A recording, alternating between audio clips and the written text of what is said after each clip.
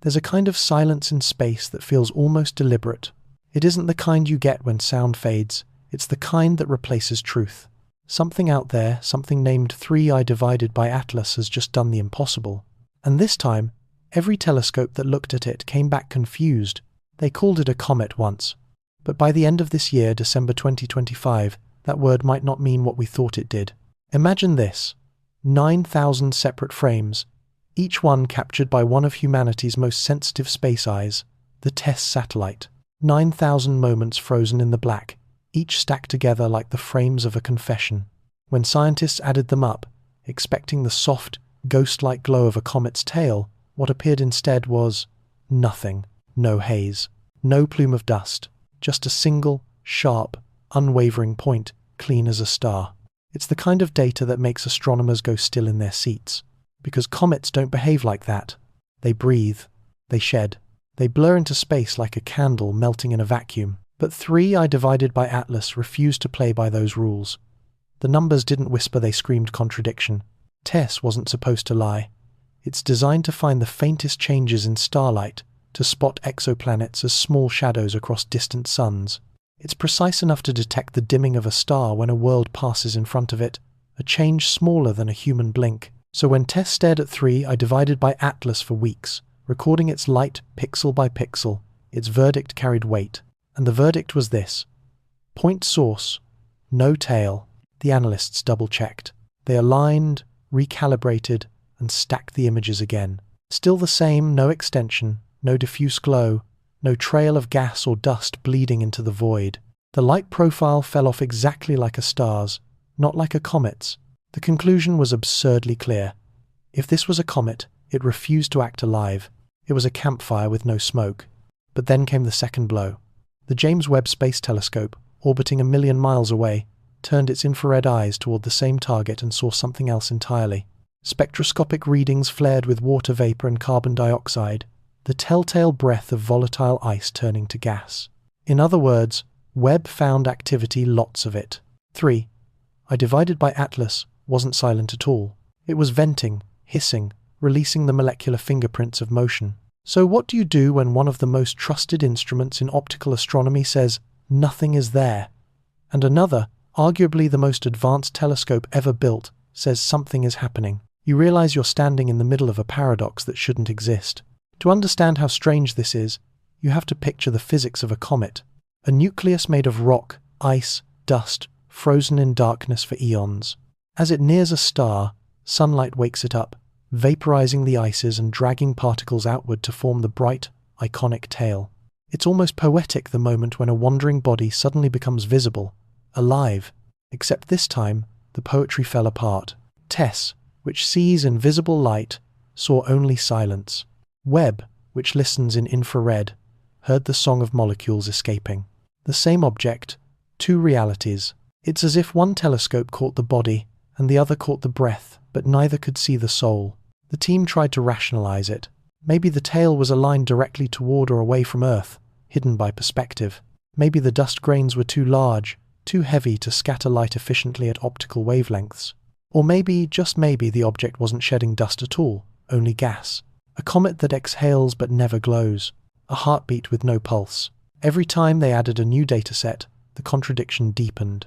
Some instruments measured faint CO2 spikes, others showed none. Theories collapsed as fast as they formed, because physics is supposed to rhyme, and here, the verses refused to match. By late December, the team at the Harvard-Smithsonian Center for Astrophysics issued an unusual statement. They didn't call it a comet anymore.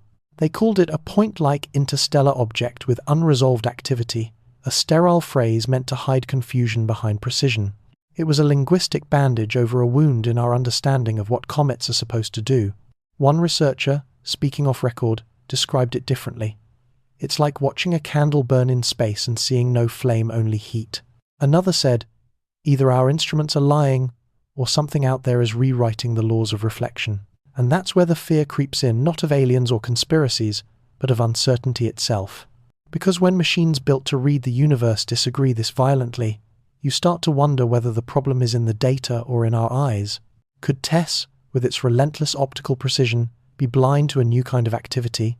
Could Webb, with its infrared sensitivity, be seeing something that isn't physical dust at all, perhaps ionized gas trapped too close to escape, or could both be right in their own limited ways, each describing half of a truth too strange to fit in one spectrum. It's here that the narrative turns personal.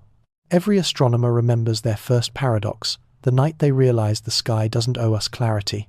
That science isn't a story told in neat sentences, but in broken phrases, where every discovery starts as a contradiction. 3. I divided by Atlas is one of those contradictions. It's not just a mystery object, it's a mirror showing us the cracks in our certainty. When light refuses to tell the same story twice, you either question the light or question yourself. In the closing days of 2025, as new data trickles in from amateur observatories and deep space probes, the tension only grows. Stacked optical frames remain stubbornly clean. Infrared spectra still hum with volatile signatures. Each update confirms the paradox, not resolves it. And so, scientists have begun to whisper the one phrase that used to be taboo. Maybe it's not a comet at all. Not because they believe it's artificial, but because they no longer know what natural means in a universe that keeps reinventing the rules. If this is the beginning of a new category of object, it means our textbooks will have to change. If it's just a calibration error, it means even our best machines can fool us. Either way, something fundamental is happening. Reality itself has become uncalibrated, and for those watching from their screens, that's the quiet terror of it, knowing that even with 1,000 instruments pointed outward, we might still be looking straight at truth and not see it at all. 3 eyes looked at the same object and each swore the other was blind. That's where the real story of 3I divided by Atlas begins to fracture, not in the data itself, but in the way our instruments argue over reality. By the end of December 2025, the world's most advanced telescopes had turned their gaze on this single stubborn point of light. TESS said, "Nothing there." JWST said, "Everything's happening." And ground observatories muttered, "We're not sure what we're seeing anymore." To nature messed motion results. How can truth splinter like that? Every telescope tells a different version of the universe, because each listens to a different kind of silence. TESS, our precise optical sentinel, measures reflected sunlight, pure brightness and shadow. JWST, bathed in the cold of deep space, listens in infrared, where molecules sing their chemical songs. And Earth-based telescopes, peering through a trembling atmosphere, see whatever the planet's air allows them to see on any given night. Each is fluent in its own dialect of light. None speaks the same language completely. In the days following the TESS report, astronomers tried to align the contradictions. If JWST were hearing molecules breathe, why couldn't TESS see the dust those molecules should carry? Maybe, they said, the dust grains were too large. Tiny grains micron-size scatter sunlight efficiently, creating a visible tail. But millimeter-sized grains behave differently. They're heavier, slower, harder to kick free. They glow in infrared, not visible light. So JWST would catch them as heat, while TESS would see emptiness. A neat solution until the math refused to cooperate. Even large particles should have produced some diffuse brightness. Stacking 9,000 frames should have exposed it, yet the images remained surgical point sharp. The more precisely we looked, the more absent the object became. Meanwhile, from the deserts of Chile and the mountaintops of Hawaii, ground telescopes joined the argument. Their results were messy, inconsistent, some showing faint asymmetries, others nothing at all. Each blamed the others on calibration, weather, or cosmic rays. One observer joked, "It's Schrödinger's comet, it both has a tail and doesn't, depending on who's watching." But beneath the humour was unease. If our instruments can't agree on what's right in front of us, what else are they disagreeing about? To untangle this, you have to think in geometry. A comet's tail always points away from the sunday. So if we happen to look along that line, tail aimed directly toward or away from us, its light compresses into a nearly invisible column. Perspective erases structure. It's like staring straight down a beam of smoke. The smoke is there, but you can't see it spread. So maybe the angle was unlucky. Maybe we caught 3I divided by Atlas edge on, hiding its own trail. Yet again, timing spoils the theory. Multiple observatories watched from different orbits, different longitudes, different sun-object Earth angles. All should not have shared the same blind spot, and still no tail. That's when scientists began to talk about instrument domains, the invisible boundaries of what each machine can know. TESS hunts brightness variations, not faint diffusion. JWST captures heat signatures, not reflected light. Ground telescopes juggle both, but through the distortion of an atmosphere that never stops moving. Each instrument, by design, sees part of the elephant, and 3i divided by Atlas may be standing right in the gap between their senses. It's as if the universe knows exactly where we're deaf and decides to whisper there. One late-night review meeting at the Space Telescope Science Institute turned heated. Teams projected their graphs across the dark conference room walls, optical profiles, spectral lines, error margins. Every dataset was beautiful in isolation. Together, they looked like arguments carved into starlight. A senior analyst finally said, "We're describing the same song through 3 different instruments, and somehow, the notes don't match the melody." That's when it hit them. No single telescope was wrong, but the composition of their observations, the harmony between light and heat and dust had fallen apart. By New Year's week, forums and research channels buzzed with a new term, the Atlas Parallax, a shorthand for what happens when tools tuned to different truths collide. It wasn't just a scientific issue, it was philosophical, because behind every lens, every sensor, is a human assumption about what seeing means. What if the problem isn't that one instrument failed, but that all of them worked perfectly, each exposing a different layer of a reality too complex to fit in one spectrum? To illustrate the scale of this paradox, imagine light itself as a choir. Visible light sings in soprano, bright, sharp, emotional. Infrared hums like a baritone, slow, deep, carrying heat and breath. Radio murmurs bass tones, felt more than heard. Now imagine a universe performing in all these voices at once, but our microphones only pick up one at a time. When we call the choir discordant, maybe it's not the choir that's wrong. Maybe it's the fact that we keep listening with one ear plugged. Still, scientists are trained to distrust poetry. So they went back to equations. They modeled grain-size distributions, outgassing rates, scattering functions, and phase angles. They ran simulations until dawn, feeding 3i divided by Atlas into code like a confession into a machine. And the machine gave them back the same quiet answer. The datasets are irreconcilable. That word irreconcilable does something to a researcher's pride. It's not a defeat. It's worse. It's the feeling that maybe the universe is smarter about its illusions than we are about our measurements. The tension shifted from curiosity to anxiety. If an object this close can break our consensus, what hope do we have for the ones beyond the next star? Outside the institutions, amateur astronomers began reprocessing open data. They posted their own stacks, brightness plots, and homemade algorithms. Most found nothing new, but a few reported faint anomalies, whispers of motion in the noise. It deepened the mystery. Were they glimpsing real structure, or just digital ghosts born from compression artifacts? Even our interpretations were starting to contradict each other. Information itself had become quantum, different observers collapsing it into different truths.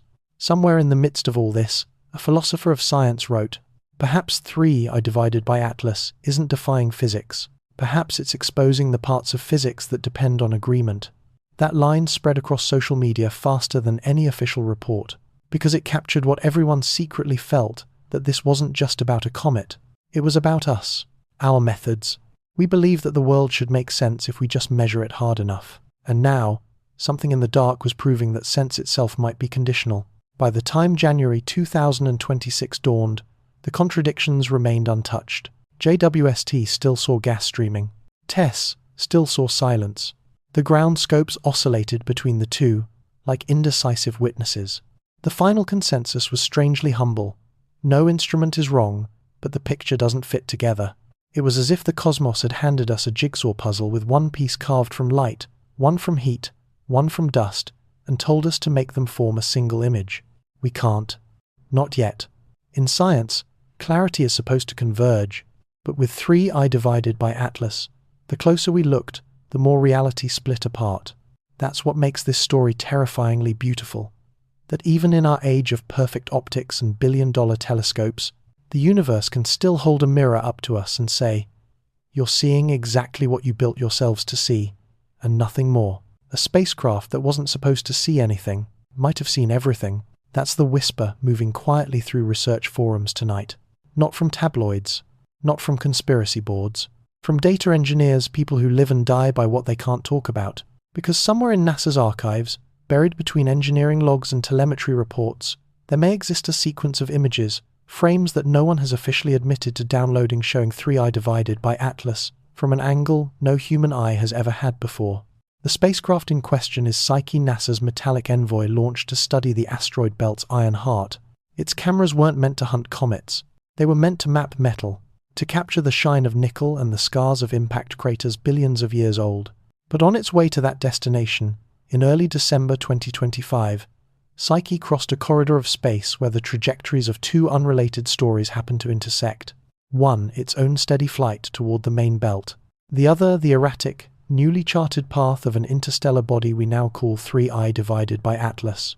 The overlap lasted less than 4 hours, a blink in cosmic time. But according to some analysts, that blink might have been long enough for Psyche's cameras to catch a glimpse, perhaps even a direct image of the mystery object, as it passed through the outer solar plane. Officially, nothing was reported. No image tags, no mission update, no press note. Unofficially, though, something odd appeared in the Deep Space Network logs. An unusual burst of downlink traffic between UTC 3 and 4 on December 11th, a packet size larger than typical engineering telemetry, but smaller than a full instrument dump. It looked like image data, compressed, fragmented, possibly mislabeled. And then, nothing. No subsequent confirmation. The packet vanished into NASA's data routing chain, reclassified as low-priority engineering payload. To most people, that means nothing. To data archivists, it means everything. In the months since, a quiet debate has grown inside NASA's public access community.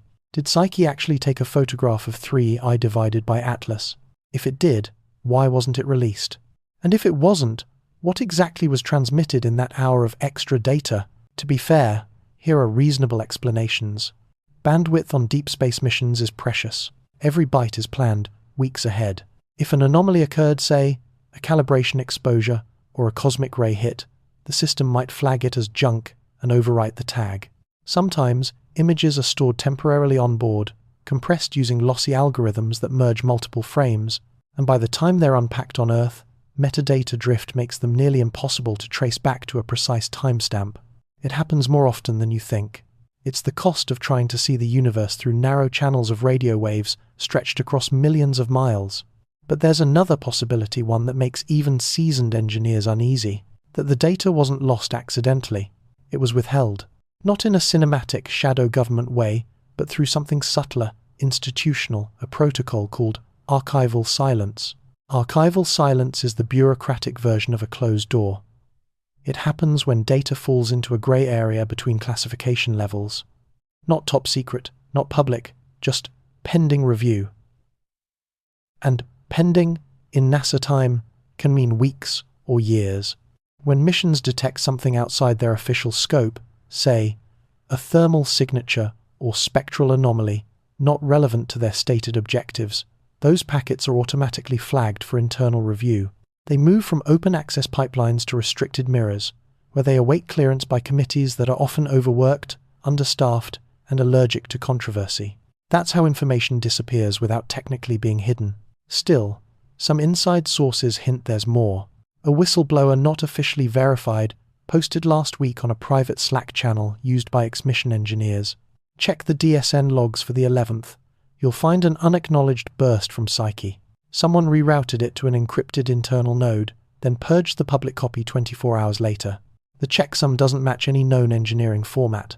That's not telemetry, it's imagery. The post vanished within hours, but a screenshot survived.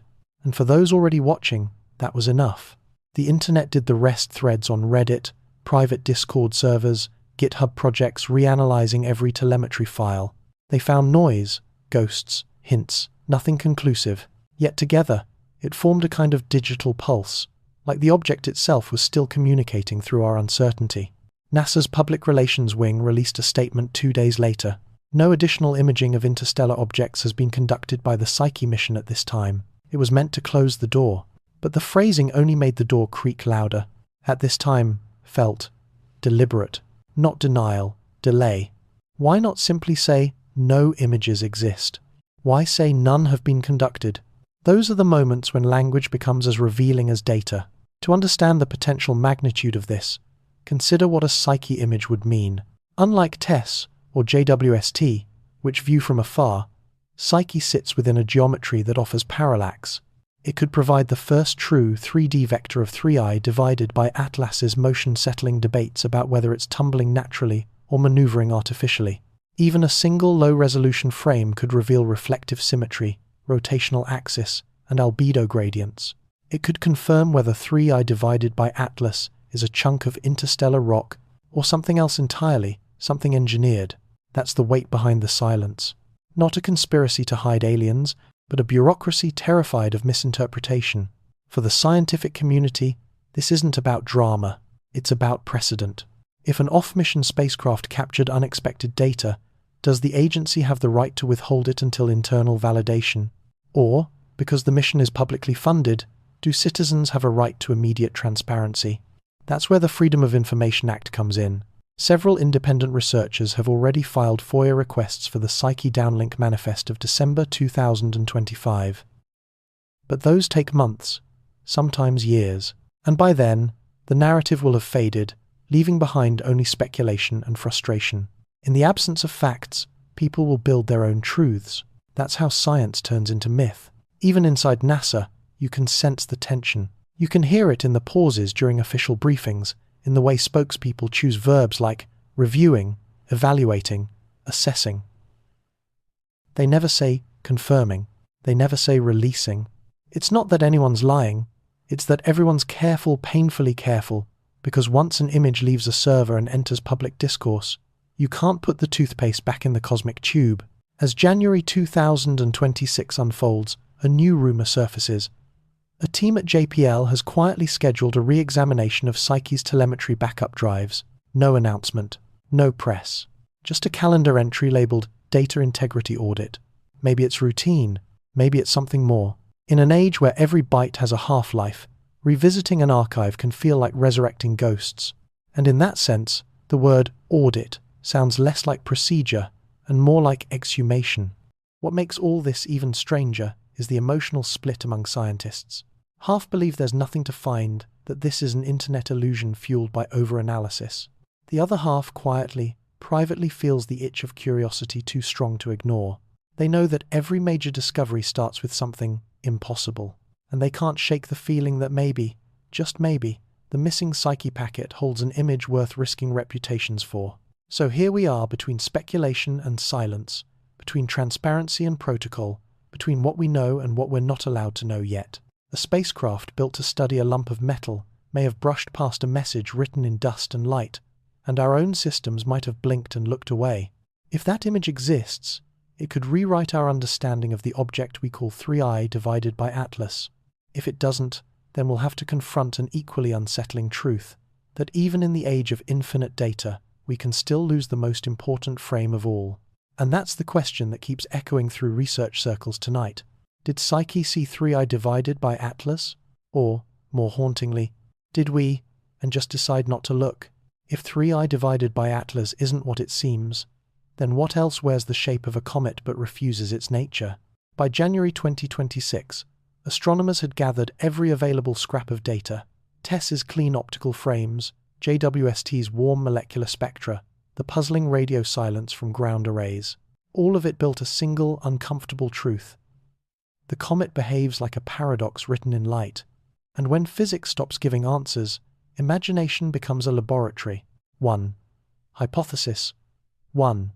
The sleeping rock that breathes. The simplest explanation came first, maybe 3. I divided by Atlas is inert, a rock with a few volatile pockets venting weakly under sunlight. A sleeping rock that breathes. We've seen it before, asteroids that outgas slightly, tricking our sensors into thinking they're comets. Objects like 3200, Phaethon, whose dust tails are caused not by ice but by thermal fracturing, rock literally cracking itself open as it approaches the Sunday. So maybe 3I divided by Atlas was doing the same, a fractured crust releasing trace gases, too faint to carry dust, enough for JWST's infrared sensors to taste, but invisible to TESS's optical vision. It was neat, predictable, safe, until someone ran the numbers. For a rock that small under 1 kilometer across to vent gas at those levels, its temperature would have to spike hundreds of degrees above prediction. No asteroid that deep in interstellar darkness should heat that fast, not without a mechanism we don't understand. And so, the first hypothesis collapsed, not disproven, but suffocating under its own math. 2. Hypothesis 2. The swarm of fragments. When one body makes no sense, maybe it's not one body at all. The fragment swarm hypothesis suggests that 3I divided by Atlas isn't a solid object, but a loose cluster of debris moving in synchronized orbit, a gravitational dance of stones and ice clumps, each reflecting light differently, tricking telescopes into contradictory readings. At first glance, it fit beautifully. A fragmented swarm could explain why JWST saw variable heat signatures, each piece warming and cooling at its own pace, while TESS, summing the light, saw a steady point source with no visible tail. But then, the physics caught up again. Such a formation would be inherently unstable. Within weeks, mutual gravity would tear it apart or stretch it into a clear stream. Yet the object's brightness curve stayed stubbornly constant for over a month. A swarm that refuses to drift? That's like a murmuration of birds frozen mid-flight. Nature rarely holds still that long, unless something is holding it. 3. Hypothesis 3. The magnetic trap. If gravity wasn't the glue, maybe electromagnetism was. Enter the magnetic containment hypothesis. Imagine 3I divided by Atlas as a nucleus surrounded by a dynamic field, a web of charged particles held in place by magnetic tension, like iron filings swirling in invisible current. It's not fantasy. Plasma confinement exists in space. The sun does it constantly. Magnetospheres of giant planets trap ions for decades.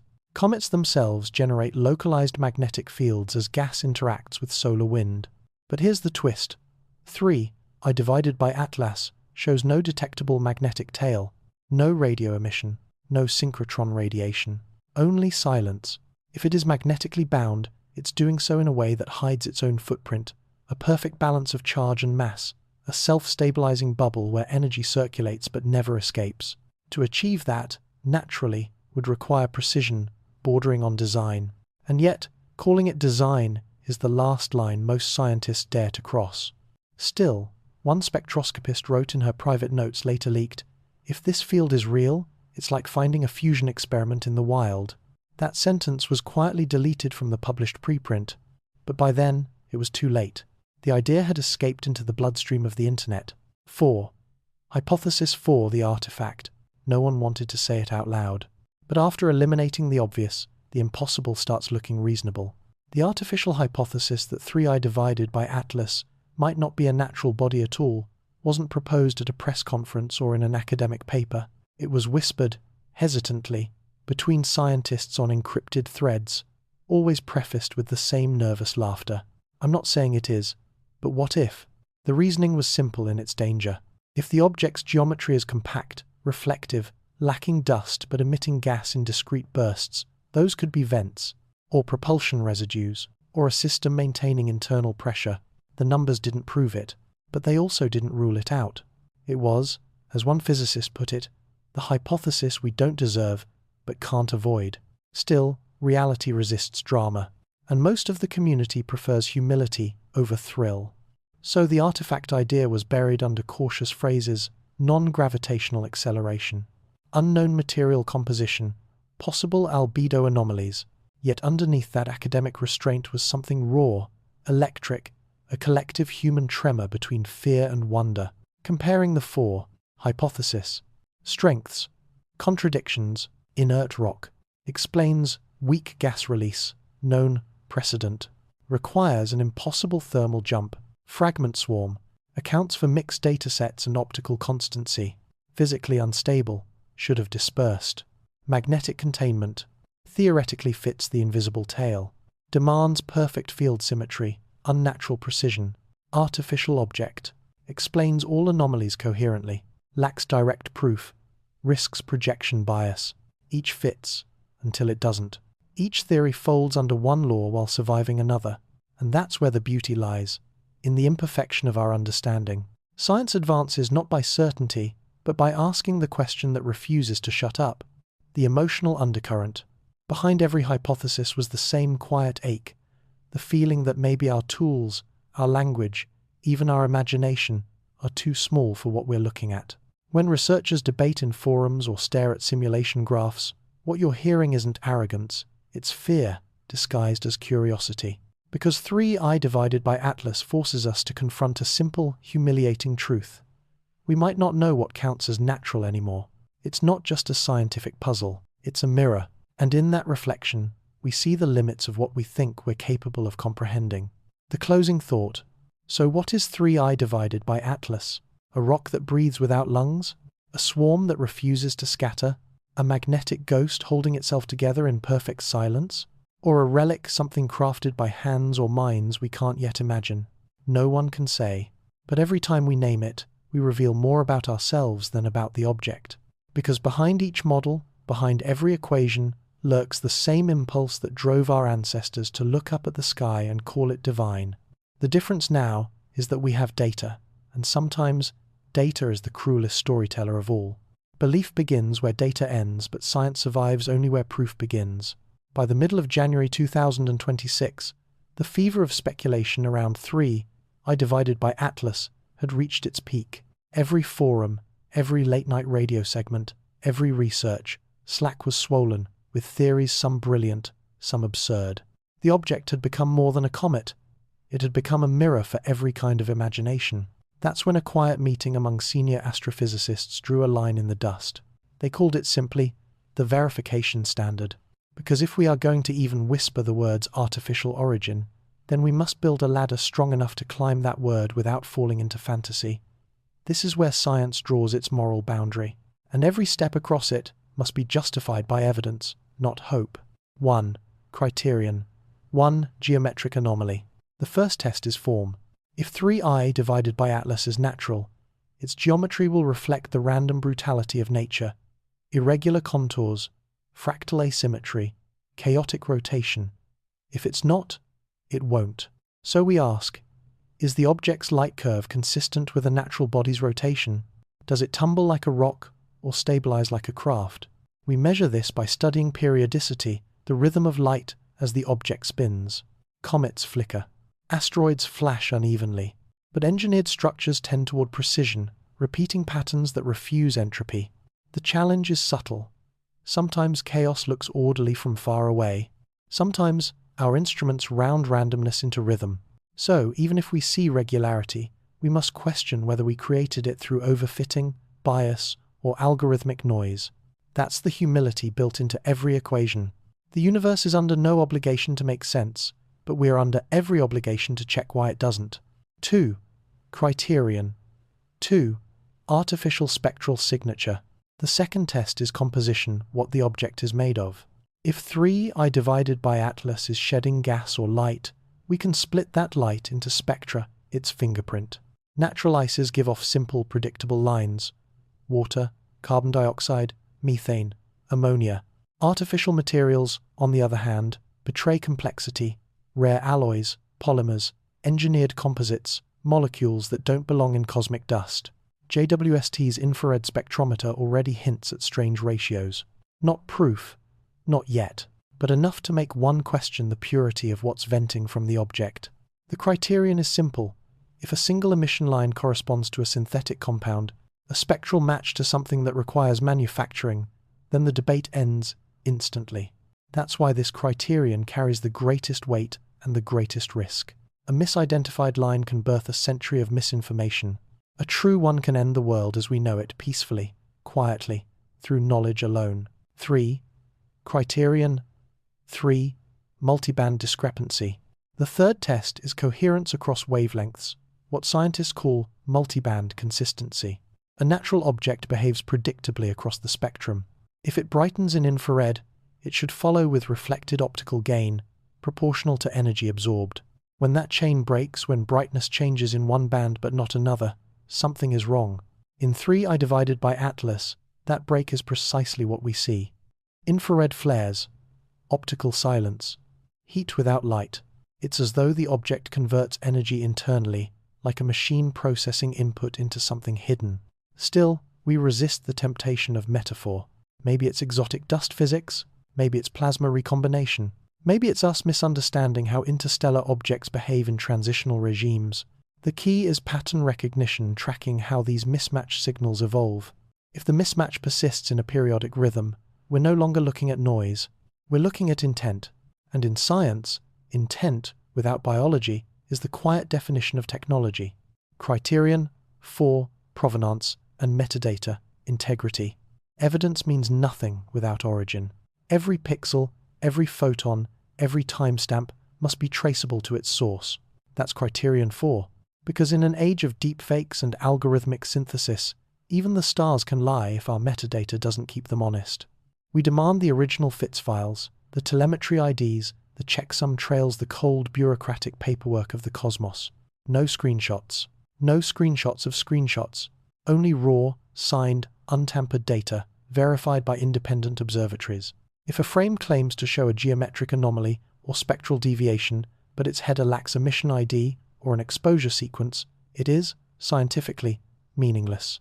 Integrity of metadata is the firewall between belief and evidence. Lose it once, and every truth that follows burns with it. 5. Criterion 5. Cross-domain temporal correlation. Finally, the hardest test. Coincidence across independent sensors. An event, to be real, must echo in more than one instrument at the same time. If optical telescopes, infrared detectors, and radio arrays all register corresponding spikes, if a neutrino burst aligns with a plasma fluctuation, if a magnetic pulse mirrors an optical blink, then causality begins to take shape. This is how modern astronomy catches the universe red-handed. Multi-domain timing transforms curiosity into conviction. It's what made gravitational waves real. It's what proved neutron star collisions. And it's what will, someday, decide whether 3I divided by Atlas is stone or signal. Without this cross-domain resonance, everything remains anecdotal. With it, everything changes. The moral center of science. When Carl Sagan said, "Extraordinary claims require extraordinary evidence," he wasn't protecting the establishment. He was protecting the idea of truth itself. Because the moment we abandon rigor for revelation, we stop doing science and start doing storytelling. 3. I divided by Atlas tempts both impulses. It's the perfect riddle, a mystery just human enough to seduce us, and just alien enough to humble us. That's why these 5 criteria exist. They're not bureaucratic hurdles. They're our species' survival instinct against self-deception. Each criterion is a vow that evidence must outpace excitement. That clarity must outweigh curiosity. That wonder must coexist with restraint. The vow. So here it is written not in equations, but in intention. If we ever confirm the artificial nature of 3I divided by Atlas, it won't be because we wanted to believe. It will be because the universe left us no other rational choice. Until then, we test, we doubt, we measure again. We keep our awe disciplined, our questions honest, and our instruments pointed toward the dark, because that's where truth hides not in light, but in the patient shadows between certainty and imagination. Somewhere in the Milky Way, a star blinks every 44 minutes steady, patient, unwavering. It doesn't pulse like a normal star. It beats like a clock. They call it ASCAP J 1832, and since its discovery, it's become one of the strangest riddles in modern astrophysics. Not because it's violent, or bright, or dangerous, but because it's impossible to explain without bending what we think we know. The first signal came from a radio array in Western Australia, a faint, repeating whisper buried in background noise. Every 44 minutes, exactly, a burst of radio energy pierced through static, like a lighthouse beam sweeping the cosmic ocean. At first, researchers assumed it was interference, a satellite, a passing aircraft, or maybe even a glitch in the array's timing algorithm. But then it returned, perfectly periodic, too consistent to be human, too precise to be random. That's when the X-ray observatories joined in, and what they saw turned mystery into reverence. At the same 44-minute rhythm, a corresponding flicker appeared in the high-energy spectrum. The same pulse radio and X-ray 2 domains, one heartbeat. Something out there was breathing light in 2 languages at once. At first, the team thought it was a magnetar, a neutron star with a magnetic field so fierce it could strip electrons from atoms across entire worlds. Magnetars can pulse, yes, but not like this. Their periods are seconds, not minutes. They flare unpredictably, violently, chaotically. ASCAP J 1832 was calm, too calm. Its signal rose and fell like meditation, not madness. Then came the white dwarf hypothesis. A collapsed star, old and dense, is rotating slowly. Maybe it had just enough residual magnetism to power a cyclical beam. For a moment, that explanation fit until the numbers disagreed. That's physically suicidal. The smaller star would be torn apart by tidal forces long before a single revolution finished. Every model collapsed under its own gravity. Every explanation tripped on its own math, until all that remained was silence and the pulse. At conferences, scientists began to joke about ASCAP J 1832 as the universe's metronome. But behind the humor was something else, a quiet unease that maybe we were staring at an entirely new category of object, something between star and mechanism, something alive with order but absent of biology. Because that's what the signal feels like: order, not chaos, not noise. A discipline written into radiation, the same kind of order that human minds crave and machines mimic. When they plotted the light curve over weeks, they found that each pulse wasn't identical. Some arrived a fraction of a second early, others a heartbeat late. A kind of cosmic drift, small, subtle, almost human, like something adjusting itself, correcting, learning. It was too romantic an idea for the data to justify. But once you've seen that rhythm, once you've listened to the audio translation, that soft tick, tick, tick, echoing across 44 light-years, you can't help but feel something more than physics moving underneath. In mid-February 2026, a multi-observatory team published a joint statement. They listed what ASCAP J 1832 is not. Not a magnetar, not a pulsar, not a binary system, not consistent with any known white dwarf model. 4 denials. No affirmation, just the admission that the signal exists and that we don't understand it. In scientific terms, that's called a gap. In human terms, it's called awe. Because when you remove every explanation and something remains, that remainder becomes sacred. Not religiously sacred, but intellectually sacred. The kind of reverence that makes a scientist fall silent in front of a graph. ASCAP J 1832 became that silence. A reminder that the universe isn't obligated to play by equations we find comfortable. For weeks after, the astronomy community buzzed with cross-correlation attempts. Could 3I divided by Atlas and ASCAP J 1832 be connected?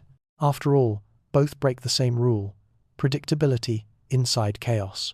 The same pattern hiding in 2 different skies. Statistically, it's almost certainly a coincidence. Emotionally, it doesn't feel that way. The timing is eerie. The behavior, resonant. It's as if the universe repeats its own motifs, like a composer revisiting a forgotten melody in a different key. Maybe they are unrelated. Maybe they are 2 separate pages in the same cosmic book, one written in dust, the other in fire.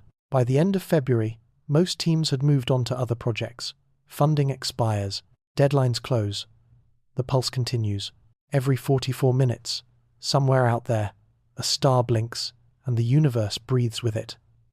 It doesn't care whether we're still listening. It doesn't care whether we understand. That indifference is the real lesson. Because the cosmos isn't a mystery to be solved, it's a mystery to be witnessed. When you listen to ASCAP J 1832's signal slowed down 1,000 times, it sounds eerily like a heartbeat.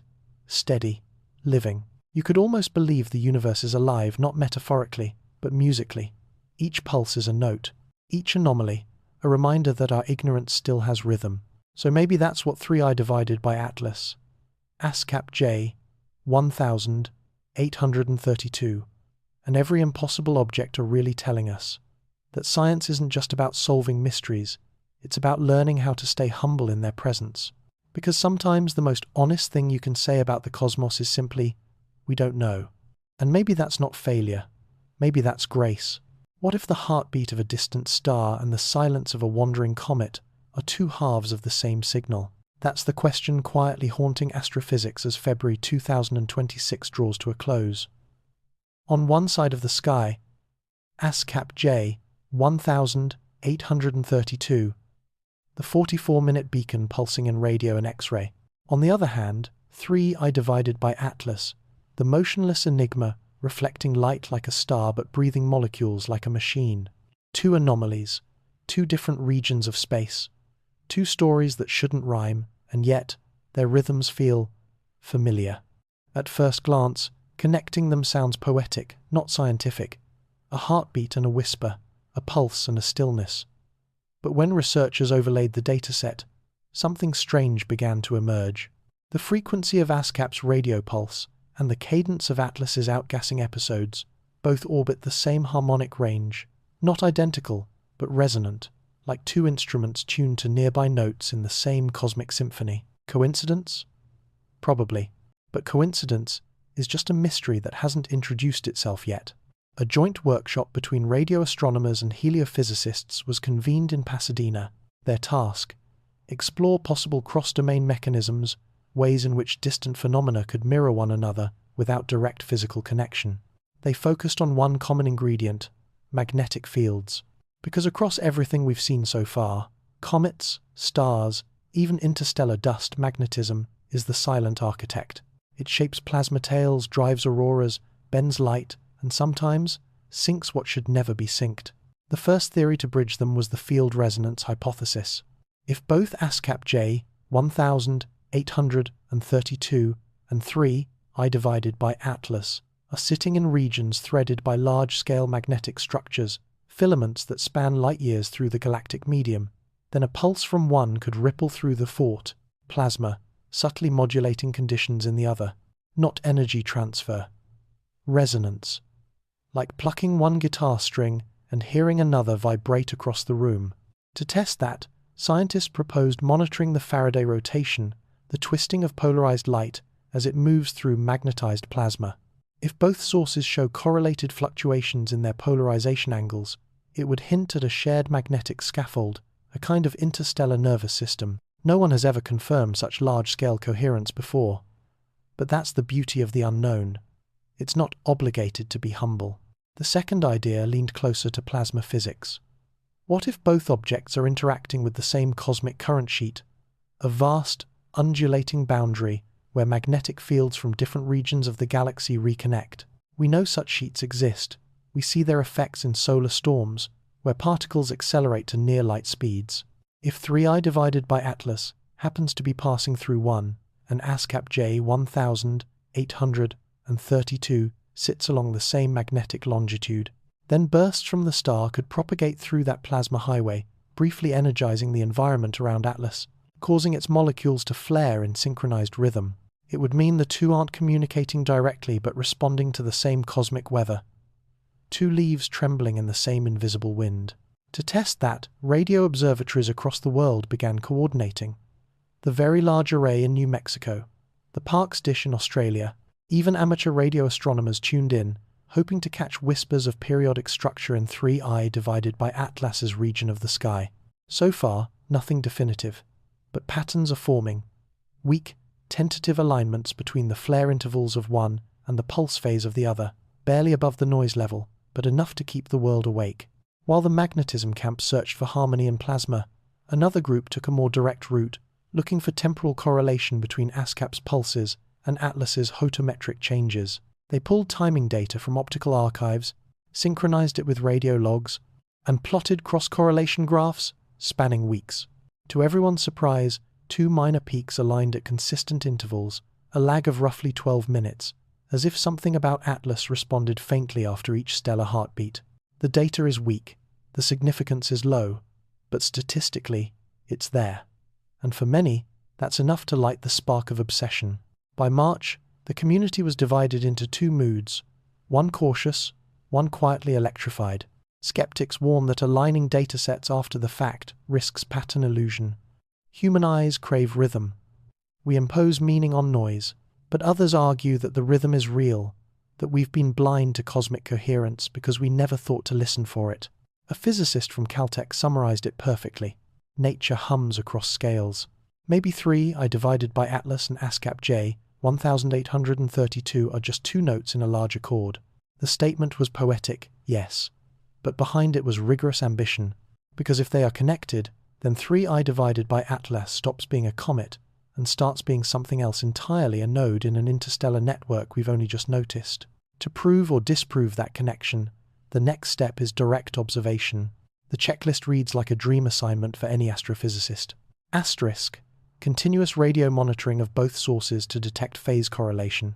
asterisk X-ray timing to map high-energy coupling, asterisk optical polarization studies to track alignment drift, asterisk Faraday rotation mapping to reveal field coherence along their shared galactic path. 4 pillars, 4 tests.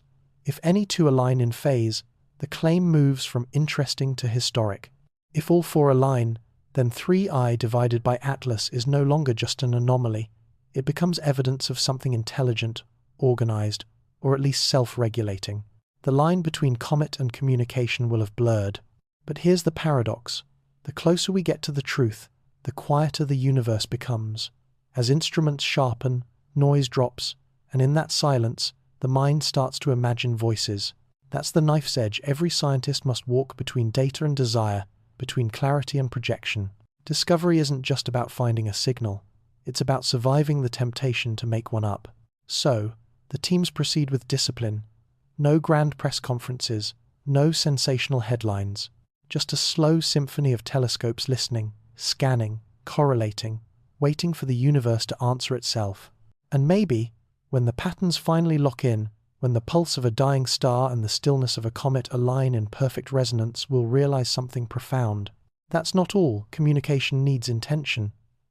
That sometimes the universe talks to itself, and we just happen to overhear. For now, the verdict is suspended. The correlation is weak, the model is fragile, but the curiosity unbreakable. Because every so often, science meets poetry, and that intersection is where discovery hides. If the data holds, if the resonance is real, then 3I divided by Atlas will no longer be called a comet. It will be called what it has always been in the silence between our instruments, a signal waiting for translation. 2 kilometers beneath the Mediterranean Sea, something invisible just rewrote the scale of energy itself. Not a comet, not a star, not even light. A single neutrino, a ghost particle smaller than imagination, just hit a detector buried deep in Earth's ocean crust, and its energy was beyond anything nature was supposed to allow. 220 peta-electron volts, that's 16,000 times stronger than a proton inside the Large Hadron Collider. A collision so violent it could vaporize atomic structure, and yet it arrived quietly, passing through rock, metal, water, and memory, as if the universe had exhaled through us without noticing. The story begins in a labyrinth of glass spheres anchored on the seafloor off Sicily, a place called KM3, Net, Europe's answer to the Antarctic ice cube. Each sphere houses photomultipliers, tiny electronic eyes waiting for the faintest flash of Cherenkov light, that eerie blue glow born when a particle moves faster than light does through water. On the 14th of March 2026, one of those eyes blinked, then another, then hundreds, in a cascade that drew an impossible line of light through the abyss. The reconstruction showed a neutrino carrying 220 PV, a trillion times the energy of a medical X-ray, a single speck holding the fury of creation. For days, physicists stared at the readout as if it were a myth caught in data. Where could something that powerful come from? Supernovae produce tens of PV at best. Black hole jets can go higher, but rarely this precisely. This one was surgical, narrow, deliberate, like a sniper shot from the cosmos. The neutrino's trajectory pointed roughly toward the constellation Cygnus, but with error bars wide enough to cover several parsecs. Still, somewhere in that region, one object has already been making headlines. 3I divided by Atlas. At first, no one dared link the two. It felt reckless. The neutrino detection could be a coincidence. The sky is vast. But coincidences, in this story, have a habit of sounding rehearsed. When the data was cross-referenced with known positions, the neutrino's path grazed the ecliptic plane at a time when Atlas was exactly in that line of sight. The odds of alignment were less than 1 in 10,000, enough to raise eyebrows, enough to restart sleepless nights in observatories across 3 continents. To grasp what this means, we have to remember what a neutrino is and what it isn't. It's the universe's shyest messenger. Born in nuclear fire and dying stars, it carries energy across billions of years without touching almost anything. Trillions pass through your body every second, and you never feel a thing. They are pure information. They remember where they came from, even when everything else forgets. So when one arrives, carrying 220 PV, it's not just a number, it's a declaration. Something, somewhere, just whispered through matter itself. I exist. Theories multiplied overnight. The first camp argued for natural acceleration. Perhaps 3I divided by Atlas passed through a region of intense cosmic magnetism, a galactic shock, front acting as a particle accelerator. These regions, called astrophysical accelerators, can fling particles to unimaginable speeds using magnetic turbulence alone.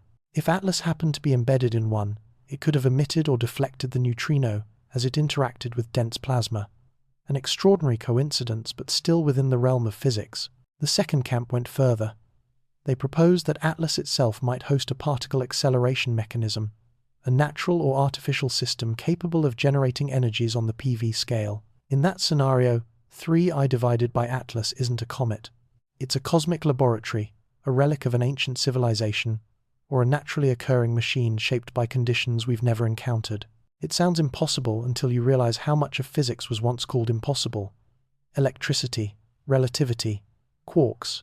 Every miracle begins as blasphemy to the old gods of understanding. But what makes this detection so haunting isn't just the energy, it's the timing. The neutrino arrived within 12 hours of a measurable fluctuation in 3I divided by Atlas's infrared output, the same period researchers had been tracking since January. Infrared intensity rose by 4%. The neutrino passed. Then the brightness fell back into silence. To skeptics, that's random correlation. To dreamers, it's the first whisper of a dialogue, a message written not in light, but in energy. Across physics institutes, debate took on a philosophical tone. Could the universe itself be conducting an orchestra of energies, stars, comets, neutrinos, each playing a role in a composition too vast for us to hear fully? If so, then 3I divided by Atlas isn't the instrument, it's the note that makes us realize there's music. And that's what true discovery feels like, not certainty, but astonishment so sharp it makes humility sacred again. For the scientists of KM3NET, the focus now shifts to verification. Another detection, another pulse, another chance to confirm the impossible. They're refining algorithms, calibrating for background muons, and applying directional errors to the thousandth of a degree. Because one neutrino, no matter how powerful, is still an anecdote. 2 make a pattern. 3 become evidence. 4 become history. To put this in scale, if you tried to recreate that neutrino's energy on Earth, you would need an accelerator the size of the solar system. If a human-made object achieved it, it would be visible from light years away, a beacon of raw physics written into darkness. That's why the whispers about 3I divided by Atlas persist. Because if it somehow channels, reflects, or focuses such energies, then we're looking at something beyond cometary behavior. We're looking at a cosmic intelligence of structure, whether mechanical or mathematical. Either way, it demands a new vocabulary. By the end of March, data analysts found faint hints of secondary neutrino events, lower energy, uncertain trajectories. Each detection sparked a new burst of adrenaline across research channels. Every alert message carried the same, breathless line. Potential Atlas correlation, pending confirmation. And with every repetition, the impossible felt a little less unreachable. But the real shift isn't technological, it's emotional. For decades, humanity has looked outward, seeking contact, expecting language, radio, and intent. What if the universe has been speaking in particles all along? What if every neutrino is a syllable in an untranslatable cosmic dialect? 3I divided by Atlas could be a translator. Or a mirror. Or just a coincidence that reminds us how coincidence feels like meaning when we're starved for wonder. Either way, it's teaching us how to listen again, not with ears, but with awe. In the end, the KM3NET team released their report with restrained elegance. An ultra-high energy neutrino of 220 plus or minus 15 PV has been detected from a direction consistent with current ephemerides of 3I divided by Atlas. Source, undetermined. Further observation required. A single paragraph. A single breath in the story of existence. And yet, hidden inside that bureaucratic understatement is a revolution waiting to ignite. Because every once in a while, a measurement does more than update a chart. It reminds us that our entire understanding of energy, matter, and reality might be provisional. A draft written in pencil by a universe that keeps rewriting itself. So tonight, as detectors hum beneath oceans and ice, as computers in Europe and Japan chase another impossible flash of blue, remember this. The universe doesn't send us answers. It sends us questions shaped like miracles. And if 3I divided by Atlas truly dances with neutrinos, then what we're witnessing isn't science fiction, it's science remembering how to dream. Between October 15th and 17th, 2025, the sun forgot to be calm and the truth vanished with it. 4 coronal mass ejections, CME after CME, erupted from the solar surface in less than 48 hours. Each one hurled billions of tons of charged plasma toward Earth, racing through space at nearly 2 million miles per hour. When they hit, satellites blinked, networks stuttered, observatories lost signal.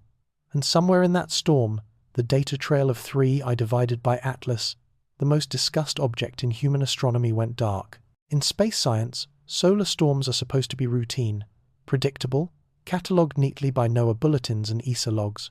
But this one wasn't routine.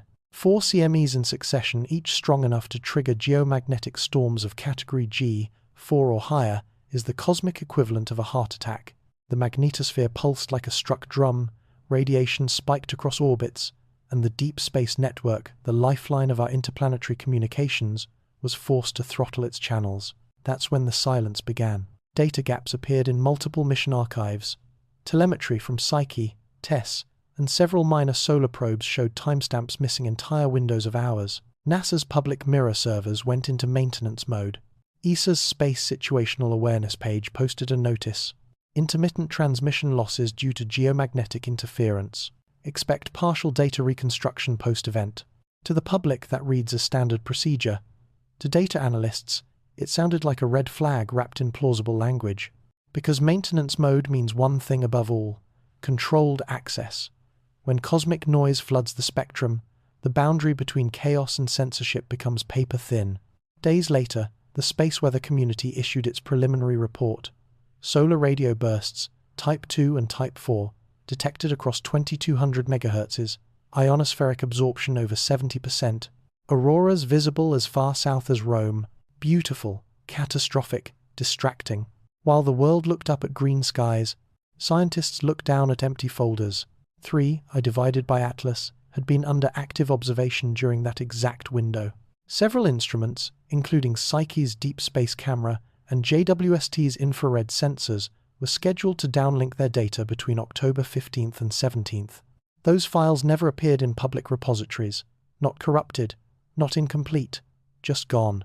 When asked, NASA's spokesperson cited radiation noise and packet loss during geomagnetic storms. Technically true, conveniently complete, because in that kind of radiation event, packets can be damaged, but not selectively. Yet somehow, data unrelated to Atlas routine engineering logs, calibration frames, weather satellites remained intact. Only the Atlas windows vanished. Coincidence, maybe. But even coincidences have a way of clustering around inconvenient truths. By late October, whispers spread across internal Slack channels. Terms like data quarantine, validation hold, and spectrum conflict appeared in maintenance logs. Translated from bureaucratic code, it meant, we're not sure what we saw, and we'd rather not show it until we are. Fair enough, until the hold stretched into months. That's when the philosophical question surfaced, spoken half in frustration, half in fear. When the data goes dark, who gets to decide what was real? In an age of space weather and data dependency, truth has become a hostage of infrastructure.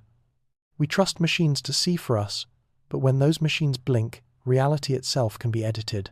Was the storm a coincidence or cover? A natural burst of plasma or the perfect distraction? No one can say for certain. That's the cruel beauty of cosmic interference. It gives plausible deniability to everything. To understand the scope, picture the architecture of communication between Earth and deep space craft. Signals are encoded, sent through the deep space network's antennas in Madrid, Goldstone, and Canberra, bounced off relay satellites, and captured as packets of binary telemetry. When radiation hits, it doesn't just scramble data, it shifts timing clocks, desynchronizing entire systems. Once timing breaks, reconstruction becomes a guess, and a guess is the first stage of rewriting history. By November 2025, private researchers began to suspect that some of the missing data never truly got lost. They pointed out that high radiation events can justify reclassification of mission files under internal integrity review, meaning the data may be safely stored, but locked behind non-public mirrors. A perfect limbo. Neither deleted nor visible. the cosmic equivalent of archival silence, a phrase that had already haunted the psyche debate months before. This time, however, the silence came with a built-in alibi, the sun itself. There's a quiet irony in all this. The same star that gives us light can also blind us to the truth. Solar storms are nature's most elegant firewall, beautiful, unpredictable, and politically neutral, which makes them the perfect camouflage. When reality needs a pause, the sun provides one. By March 2026, the aftershocks of the storm still lingered. Magnetometers continued detecting residual field oscillations. Global satellite operators logged higher than normal bit flip rates in memory modules, tiny ghosts of radiation still haunting the system. And in that technical haze, 3I divided by Atlas remained a ghost too, the comet that may or may not have been seen. Every missing frame became an invitation for speculation. Every silence, a mirror for paranoia. And yet, there's another layer deeper, more human. When people lose access to the truth, they start building replacements, stories, theories, myths. They fill the vacuum with eating, because uncertainty is unbearable. In that sense, space weather didn't just disrupt instruments, it disrupted belief, and belief, once cracked, is harder to repair than any satellite. Scientists at ESA tried to calm the storm of speculation. They explained that data gaps were normal, that 2025 CME cluster was an outlier event, and that analysis would resume once verification was complete. But the phrase, verification complete, never arrived. Months later, when new Atlas data finally appeared, it was stripped, pre-processed, and time-aligned to post-storm windows only. Clean. Too clean. As if the chaos had been vacuumed out. The result was a paradoxical picture, a mystery washed in clarity. It looked more accurate, and therefore, less trustworthy. This is where science and philosophy collide. When light itself becomes subjective, when the sun, the oldest symbol of truth, casts a shadow over transparency, and so the question lingers, suspended between data and doubt. When observation becomes optional, who owns the definition of reality? No one answers. Because to answer would be to admit that truth is no longer universal. It's proprietary. Tonight, somewhere above the auroral line, the atmosphere still shimmers with echoes of that storm. Charged particles fall like invisible rain, painting the sky with colors we don't deserve to understand. And down here, on the ground, servers hum quietly, storing truths we may never see. Maybe the storm was natural, maybe it wasn't. Either way, it did its job perfectly. It reminded us how fragile our perception really is. Because sometimes, the universe doesn't need to hide the truth. It just needs to scramble the signal long enough for us to doubt it. Every truth begins as a photon and dies as a file. Between those two moments, something vast happens. Interpretation, compression, curation, and sometimes, corruption so subtle it calls itself precision. That's the quiet tragedy of modern astronomy. We no longer look at the universe directly. We look at the instruments that look at the universe for us. And every layer between light and understanding is both a lens and a blindfold. It starts with a photon, a single particle of light, born perhaps in the nuclear heart of a distant star, traveling billions of years through void and gravity just to die on a detector pixel the size of a grain of dust. In that instant, the photon's long story ends and ours begins. The sensor converts its energy into an electrical charge. The charge becomes a voltage. The voltage becomes a number. Already, translation has occurred. Reality has changed dialects. From light to data, from truth to approximation. The first blind spot lies here. We never record photons. We record our reaction to them. Detectors are emotional in their own way. They saturate, they tire, they have preferences. Some love blue more than red. Some flinch at radiation. Some age, like us. Calibration tries to correct this, but calibration is itself an act of faith. Faith in previous measurements, faith in reference stars, faith that the constants we chose last year still hold meaning this year. Every constant is a confession of uncertainty. Next comes compression, the art of forgetting safely. Because raw data is too large for our machines, we strip it of what we deem redundant. We keep the signal, discard the silence. But sometimes, the silence was the message. Lossy compression, error correction, bit prioritization, all forms of judgment, all invisible editors of the universe's autobiography. That's the second blind spot. We don't just store data, We curate it like museum staff choosing which fossils to display. Then comes transmission, the long, fragile journey from spacecraft to Earth. Packets cross voids of radiation, deflected by plasma, rewritten by quantum noise. Ground stations piece them together like archaeologists rebuilding a vase from dust. Error correction fills the gaps. Algorithms guess the missing pieces. And guesswork, repeated often enough, becomes consensus. The third blind spot. When reconstruction becomes reality, truth becomes democracy. Enough agreement can override evidence. After transmission comes storage. Raw telemetry enters archives, servers cooled by ocean water, data centers buried under hills, repositories owned by agencies, protected by passwords, governed by politics. At this stage, data acquires its fourth blind spot, ownership. Who controls the archive, controls the past. Who controls the checksum controls authenticity. When science depends on access, transparency becomes a privilege. Next, metadata. The label that tells you what you're seeing. Exposure time, coordinates, instrument ID. Without it, the number is meaningless. But if the label is wrong or quietly changed, the meaning shifts, and nobody notices. This is the fifth blind spot. Context fragility. Metadata is language, and like all languages, it can be mistranslated, reinterpreted, or rewritten under pressure. Then comes archival curation, the bureaucratic twilight of data. Files are categorized, cross-linked, and filtered for public release suitability.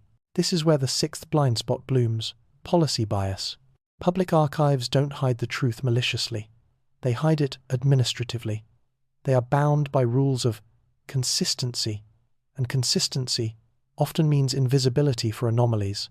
If a file doesn't match expected formats or standards, it is flagged, deferred, or sometimes indefinitely. That's how mysteries die, not with suppression, but with formatting errors. By the time a scientist downloads the dataset, it has passed through 7 layers of interpretation. Each one is well-intentioned, each one cumulative. The final number looks precise, but it's precision born from compromise. We trust the instrument.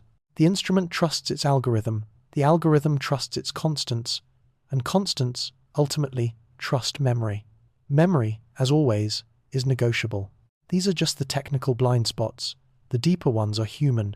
Confirmation bias, funding bias, career bias, publication bias, all orbit the same gravitational center, survival. No one wants to find what cannot be explained. No one wants to publish what could end funding. So we average away the impossible. We call it noise. We call it outlier rejection. We call it statistical hygiene. That's the 8th blind spot, comfort bias. Our instruments reflect our ambitions, and our ambitions fear chaos. Then there's temporal bias. Data is always a snapshot, a frozen second in a universe that never stops moving. We build theories on single frames, then act surprised when the movie doesn't match the photograph. The 9th blind spot, momentary arrogance. Believing that one instant is representative of eternity. The 10th, release bias. Even after all verifications, only a fraction of what's collected ever reaches the public. The rest sits behind embargoes, security classifications, or quality control holds. Every embargo is a time delay on discovery. Every delay rewrites who gets to be the first to know. And when truth becomes scheduled, it stops being free. Put all these together, and you start to see a darker pattern not of conspiracy, but of complexity, so deep it becomes indistinguishable from control. No one needs to lie when the system itself filters truth automatically. The illusion of completeness is the most effective censorship of all. That's why 3i divided by Atlas matters. Not just as an object in space, but as a mirror held up to our instruments. It reminds us that seeing is political, and that the cosmos we describe is only the one our tools allow. Maybe Atlas isn't hiding anything. Maybe it's we who are blind by design, by bandwidth, by bureaucracy. We built telescopes to escape our limits, and ended up building our limits into the telescopes. There's a humility in realizing that, because when you zoom out, our entire civilization is just one giant instrument sensing, interpreting, misinterpreting, trying to turn the infinite into a spreadsheet. The photons don't lie, but by the time they reach us, they've been translated through layers of silicon, electricity, politics, and hope. And hope, though beautiful, is rarely objective. So perhaps the truest sentence any scientist can say is not, "we have observed," but "we have interpreted." because that's all we ever do. Interpret the faint echoes of what reality permits us to measure. The rest is conjecture, dressed as clarity. That's not cynicism. That's humility disguised as truth. We end where we began, with a photon. It leaves a star, crosses eternity, and strikes a mirror we built with borrowed certainty. The mirror responds with data. The data becomes a file. The file becomes a story, and the story becomes belief. But between that photon and that belief lies a labyrinth of algorithms, filters, and fragile minds doing their best to make meaning out of mystery. And maybe that's the most human act of all. Not knowing everything, but insisting on trying. We like to say that science is about light, but maybe it's really about permission. Because in the end, we only see the parts of the universe we are allowed to see by our instruments, by our systems, and by ourselves. If no one will release the data, then we'll find it ourselves. That's not rebellion. That's science remembering what it was meant to be.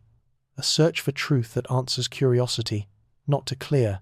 After months of silence from agencies and years of speculation around 3, I divided by Atlas. The conversation has shifted. No more waiting. It's time to investigate. Together. The mission, truth through data. This isn't a call for conspiracy. It's a call for transparency.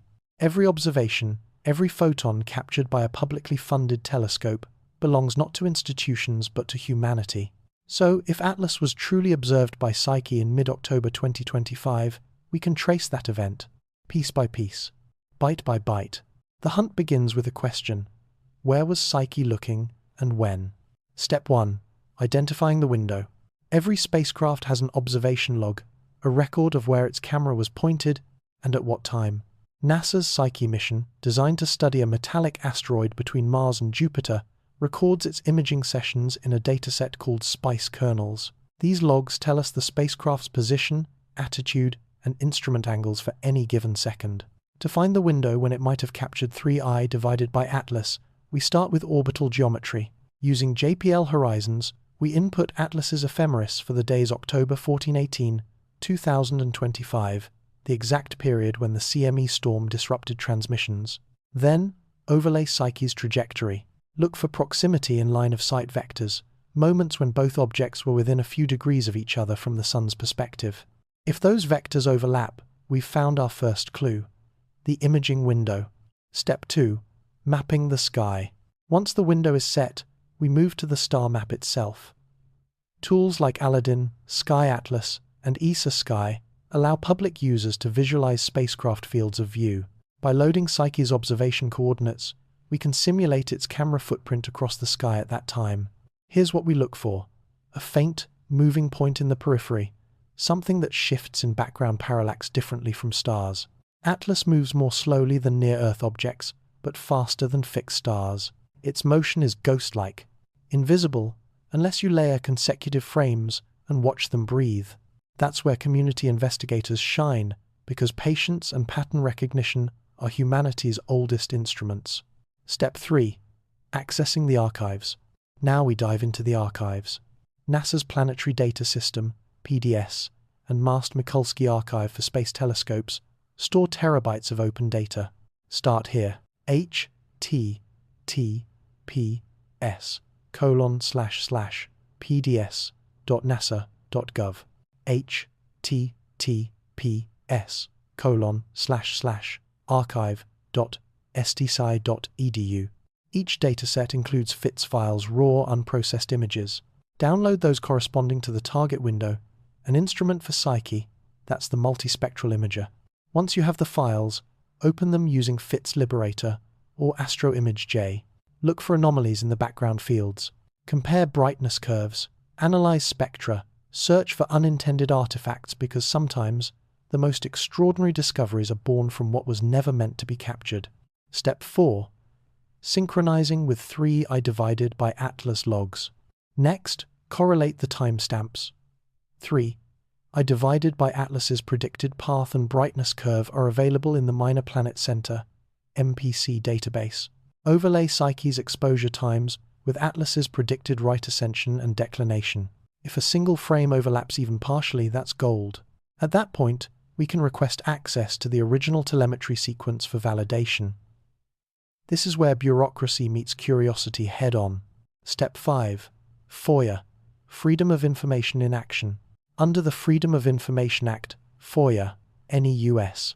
citizen, and most non-citizens through partnership, can formally request unreleased government-held data if it was produced with public funds. Here's how. 1. Visit NASA's FOIA portal, https://www.nasa.gov/FOIA. 2. File a request specifying *, Psyche, * Instrument, Multispectral Imager, divided by Imaging Science Subsystem, * Time Range, October 1418, 2025 UTC, * Target, 3i divided by Atlas, or adjacent coordinates to JPL, Horizons, Ephemeris, ID, 3i, 2025a. 3. State intent, for independent academic analysis under public interest.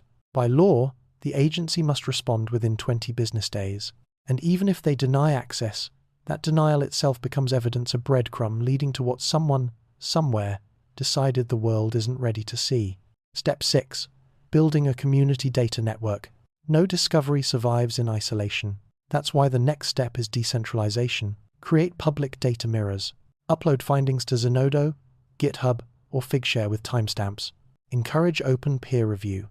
If someone finds noise, others can clean it. If someone finds a pattern, others can confirm it. This is how we transform speculation into observation, by distributing the work of truth. Science becomes democracy again, not by voting, but by verifying. Step 7. Forensic analysis. The tools. Once the data is in the community's hands, the investigation turns forensic. Here's a starter toolkit. Astro ImageJ for stacking frames and curve fitting. Python plus Astropy for photometry and noise filtering. Deep Sky Stacker or PixInsight for raw combination. Keysoft for spectral analysis. Topcat for catalog cross-matching. AI-assisted denoising models to detect subthreshold signals. But beyond the software, the real tool is patience. Because truth often hides behind statistical noise, not as deception, but as an endurance test. Step 8. The ethics of the hunt. Transparency is not vandalism. Curiosity is not rebellion. But in an era when data equals influence, the line between open science and unauthorized access blurs easily. So this movement carries a code. Respect the system, but question its silence. Never alter, never falsify. Replicate, reveal, and reason. If we hold ourselves to a higher ethic than bureaucracy, then even in defiance, we remain scientists. Step 9. Atlas as a mirror. As the data emerges frame by frame, archive by archive, a strange realization dawns. This isn't just a hunt for Atlas, it's a hunt for ourselves. Every missing pixel tells us what kind of civilization we've become, how easily truth can vanish between encryption and hesitation. Atlas might not be artificial, but the boundaries we built around curiosity certainly are. Maybe that's the real message it brings. Before we decode the universe, we must first decrypt our own fear of knowing. Step 10. Results and what comes next. So far, community investigations have yielded scattered results. Some possible optical echoes near the expected trajectory, some non-conclusive radio data, nothing definitive. Not yet. But here's the thing. The goal isn't to prove the rumor. The goal is to reopen the question. Because a closed question is the death of wonder. And wonder is the first instrument ever invented. Step 11. Turning curiosity into action. For anyone watching, here's how you can join. 1. Download the free Aladdin Sky Atlas. 2. Search coordinates for 3i divided by Atlas using JPL Horizons. Enter 3i 2025a. 3. Overlay the Psyche spacecraft position for October 1517, 2025. 4. Visit MAST or PDS archives to download corresponding image files. 5. Examine FITS metadata. Note timestamps, exposure durations, and pointing vectors. 6. Report anomalies publicly. GitHub, Reddit r divided by astronomy, NASA Open Data Forum. 7. Keep records transparent and reproducible. Every single download, every verification, is a vote for the scientific method. And each verified frame brings us one step closer to knowing whether 3i divided by Atlas is a rock, a relic, or a riddle made of light. Step 12. The deeper philosophy. Science doesn't belong to institutions. It belongs to consciousness.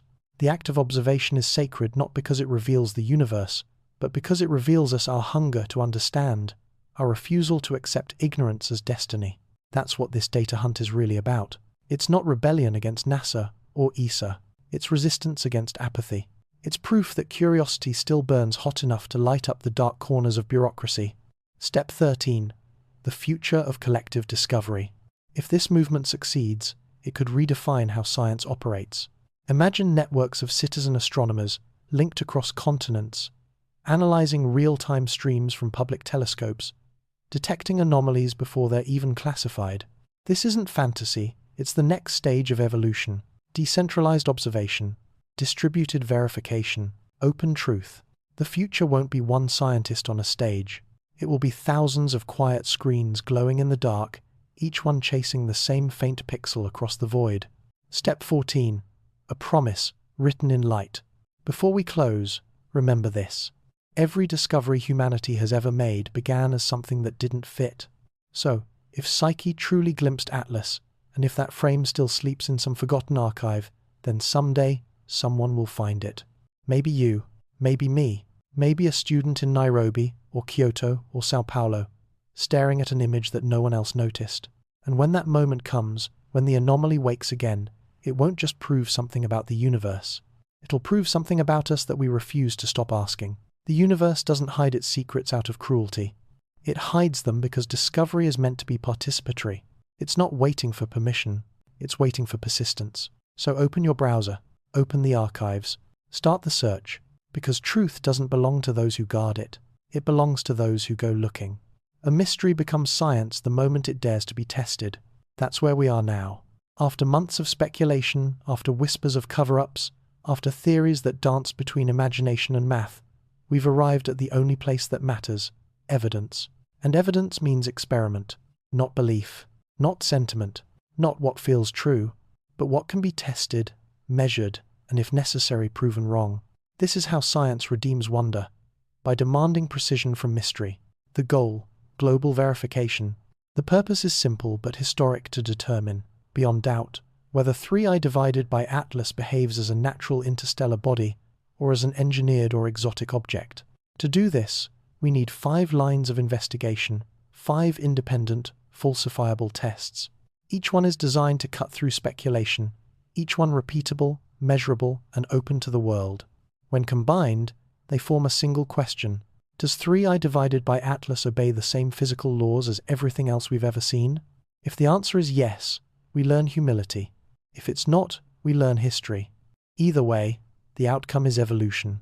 1. Polarimetry, the geometry of light. Objective. To determine whether light scattered from 3i divided by Atlas follows patterns consistent with dust and ice, or shows structured polarization indicative of artificial or ordered materials. Method. Observe Atlas using high-sensitivity polarimeters in optical and near-infrared bands. Measure polarization degree, p, and angle, thuf, as functions of phase angle and wavelength. Instrumentation. Asterisk FUS 2 on the VLT. Chile. Asterisk Harpspoll, La Silla. Asterisk Liverpool Telescope's Ringo 3 system. Asterisk NASA's SOFIA archival polarimetry data, if available. Expected signature. Natural comets show chaotic. Polarization curves, 2–10% variation, uncorrelated with wavelength. Artificial or crystalline surfaces produce stable polarization at specific phase angles, like reflections from panels or structured geometry. Falsifiability. If polarization remains random and wavelength independent, the artificial hypothesis weakens. If it remains coherent over multiple observation epochs, the natural model collapses. This is light behaving like design, not dust. 2. Multiband spectroscopy, the fingerprint of composition. Objective.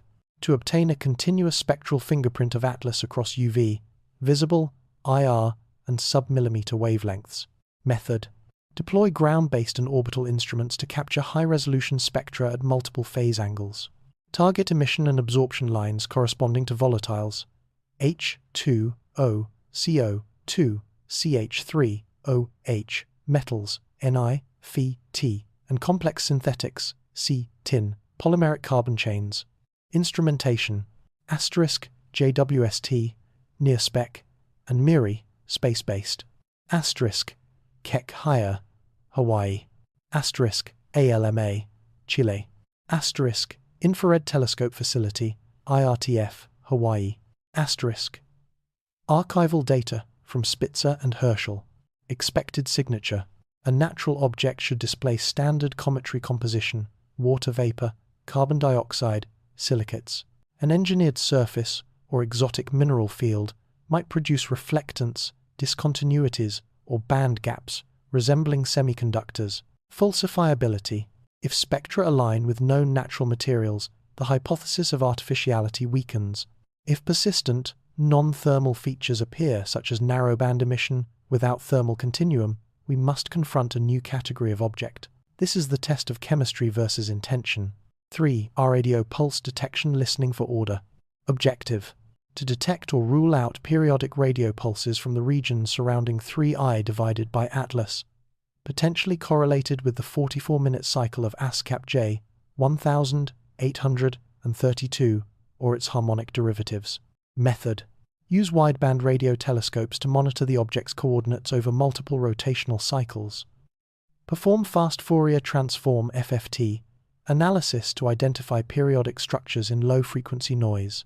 Instrumentation asterisk, fast, China, asterisk, LOFAR, Europe, asterisk, Green Bank Telescope, USA, asterisk, Meerkat, South Africa, asterisk, Deep Space Network, auxiliary receivers.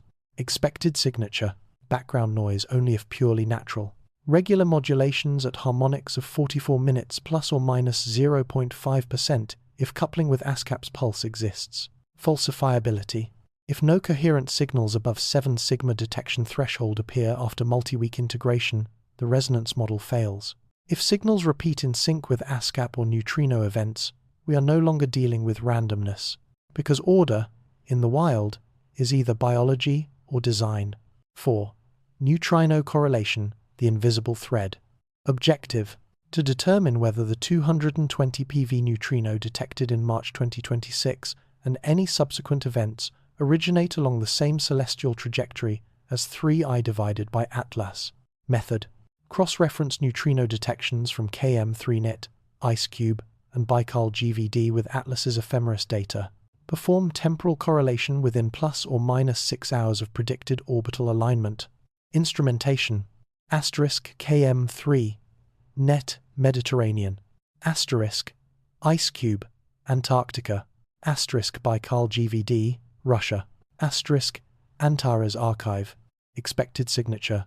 No spatial or temporal overlap under standard physics. A correlation at the 3 sigma level or above indicates either a shared acceleration environment or emission coupling beyond known mechanisms. Falsifiability. If no coincidences appear across multiple events, the connection hypothesis collapses. If repeated directional overlap occurs, new physics enters the conversation. The neutrino is nature's lie detector. It travels unbent, unchanged, and unforgiving. 5. Field measurement. The magnetism of truth. Objective. To detect variations in local magnetic or electric fields around Atlas's predicted trajectory, and to determine if non-gravitational forces are present. Method. Deploy long baseline magnetometers on the lunar surface and L1 divided by L2 satellites to triangulate field perturbations in real time. Measure plasma density, ion flux, and magnetic flux tube alignments. Instrumentation. Asterisk, THEMIS and MMS satellites, NASA. Asterisk, Cluster 2, ESA. Asterisk, Lunar Gateway Sensor Array, Plan 2026 Q3. Asterisk, ground observatories in Tromsø, Kiruna, and Saskatoon. Expected signature. If Atlas is inert, field variations will match solar wind baselines. If it interacts electromagnetically, localized field distortions will appear symmetrical, repeating, or phase-locked with its motion. Falsifiability. No consistent deviations hypothesis rejected. Consistent phase-aligned perturbations, evidence of energy manipulation or electromagnetic confinement. In simple words, if space bends around it, it's not a rock. Integrating the experiments, each test alone can mislead. Together, they form a triangulation, a 5-vector truth framework. Polarimetry shows surface geometry. Spectroscopy reveals composition. Radio pulses test coherence. Neutrinos track causality. Field measurements confirm influence. When combined across time, these tests create what scientists call a multi-domain validation net. It's not about belief, it's about reproducibility. If multiple instruments on multiple continents see the same anomaly, the universe itself becomes a peer reviewer. Coordinating the campaign. To achieve this, we need collaboration on a planetary scale, a global verification network, GVN. Universities, amateur astronomers, citizen scientists, and professional observatories can contribute simultaneous observations. The architecture is simple. 1. Schedule synchronization. Align observation times globally via UTC standard. 2. Data transparency. All raw data is released publicly within 24 hours. 3. Cross-disciplinary review. Optical, radio, neutrino, and field data compared through shared dashboards. 4. Verification by redundancy. At least 3 independent confirmations are required per anomaly. This is no longer one mission. It's a civilization-wide test of curiosity. The spirit of the experiment. Testing doesn't mean believing. It means risking the comfort of certainty. If these experiments confirm nothing, we gain precision. If they confirm something new, we gain a chapter in cosmic history. Either outcome is a victory. Because science isn't about being right, it's about being rigorous. Testable predictions. To anchor this project in falsifiable reality, here are the specific predictions that make or break the hypothesis. 1. Polarimetric coherence is greater than 90% repeatable polarization angle across 30 degrees phase range. 2. Spectral discontinuity. Non-thermal emission peak near 2.3 μm, independent of solar input. 3. Radio pulse. Periodic modulation matching 44-minute harmonic within plus or minus 0.2%. 4. Neutrino directionality is greater than or equal to 3 events aligning with Atlas's ephemeris over 12 months. 5. Field perturbation. Magnetic fluctuation amplitude is greater than or equal to 0.3 nt correlated with transit arc. If none occur, we close the case. If one survives scrutiny, we open a new branch of physics. This is falsifiability in its purest form, truth by elimination. From theory to collective practice. Every telescope pointed, every algorithm run, every volunteer checking timestamp alignment becomes part of a symphony. Because testing isn't just a technical act, it's moral. It's a declaration that curiosity still deserves infrastructure. If the institutions won't test it, the planet will. The philosophy behind falsifiability. Karl Popper once said, "A theory that cannot be proven wrong is not science." We extend that principle beyond academia to governments, data centers, and corporations. Any truth that cannot be independently verified is indistinguishable from myth. That's why this campaign matters. It's not just about Atlas. It's about how we define evidence in an age of information control. We're reteaching the world what real means. And this time, everyone gets to measure it. What comes next? As June 2026 unfolds, observatories across 6 continents are preparing for synchronized runs. The data streams will begin within weeks. First results by September. Peer review by December. The world, for once, is waiting not for drama, but for data. And when those first graphs arrive, when the noise flattens into patterns, we'll know. Not because someone told us, but because we measured it ourselves. Science is the only religion that forgives doubt. And doubt, when measured carefully, becomes discovery. So, here's the invitation. If you have a telescope, aim it. If you have code, run it. If you have curiosity, protect it. Because somewhere out there, 3i divided by Atlas is still moving, and the universe is waiting for someone brave enough to ask the next testable question. If 3i divided by Atlas were artificial, then for the first time in human history, we would stop being the only authors of technology in the universe.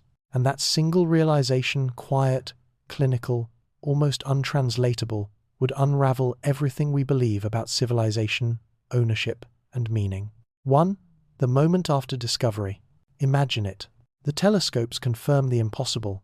Spectral data aligns with materials that can't form naturally engineered alloys, ordered lattices, reflective geometry. Polarization patterns repeat like design signatures. And across global channels, the verdict echoes. 3I divided by Atlas is not a comet. The moment that phrase is spoken, the universe stops being silent. Not because it suddenly talks back, but because every human institution built on the assumption of isolation loses its monopoly on interpretation. The age of searching for aliens would end. The age of living with evidence would begin. 2. SETI redefined. Listening was never enough. For 60 years, SETI, the search for extraterrestrial intelligence, has tuned its antennas to listen for deliberate beacons. It assumed intelligence would announce itself through math, radio, or code. But what if the truth was never in the signal, but in the silence? What if the first message wasn't a transmission, but a relic, a structure built long before we learned to measure light? Atlas, in that scenario, becomes not a message to us, but a message through time. A breadcrumb left adrift in interstellar space, not seeking conversation, but bearing witness. That single shift from communication to archaeology would rewrite SETI's purpose. No longer passive listening, active excavation, cosmic forensics. 3. The politics of proof. But science never exists in a vacuum. Discovery demands ownership, and ownership demands control. If Atlas is confirmed artificial, the question instantly changes from "what is it?" to "who gets to define it?" Governments would classify the data overnight. Private networks would claim discovery rights. Religious leaders would draft interpretations faster than observatories could verify them. And social media, our planet's nervous system of chaos, would turn awe into weaponized confusion. Because information, at that scale, is power.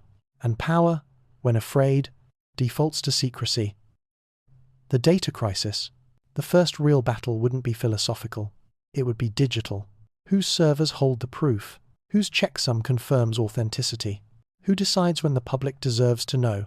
In an age when truth travels as packets and metadata, evidence itself can be throttled. Governments could invoke planetary security. Corporations could claim proprietary discovery rights. And scientists could be forced into silence not by disbelief, but by non-disclosure agreements. The irony would be exquisite. The most significant discovery in human history, locked behind the same firewall that protects advertising algorithms. 5. The ethical fault line. If Atlas is artificial, then every human ethic built on being unique collapses. We've always assumed our morality was universal, that reason and compassion were cosmic constants.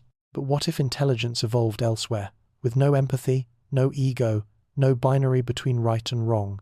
Would we still recognize it as intelligent, or would we label it a machine? And if we found technology older than our species, functioning perfectly without a visible operator, how would we define its purpose? Tool? Monument? Warning? Philosophers would scramble to answer, theologians to translate, governments to regulate, and maybe, for the first time, science and spirituality would face the same unanswered question. How do you coexist with something smarter than your species? 6. Rewriting SETI's ethics. In the wake of Atlas, SETI would need a moral reboot. We would have to build a framework not for contact, but for responsibility. 1. Preservation. Do we treat Atlas as a sacred artifact untouchable? 2. Replication. Is it ethical to reverse engineer a technology we don't comprehend? 3. Transparency. Who decides what is too dangerous to reveal? 4. Equity. Do all nations have equal access to alien knowledge, or does discovery become another form of colonization? These are not hypothetical questions. They are logistical nightmares wrapped in moral obligation. And yet, they are necessary, because if Atlas is real, then everything we build from now on becomes a dialogue with something that preceded us. Cultural aftershocks. Art would change first. Music, cinema, literature, all would reflect the vertigo of recognition.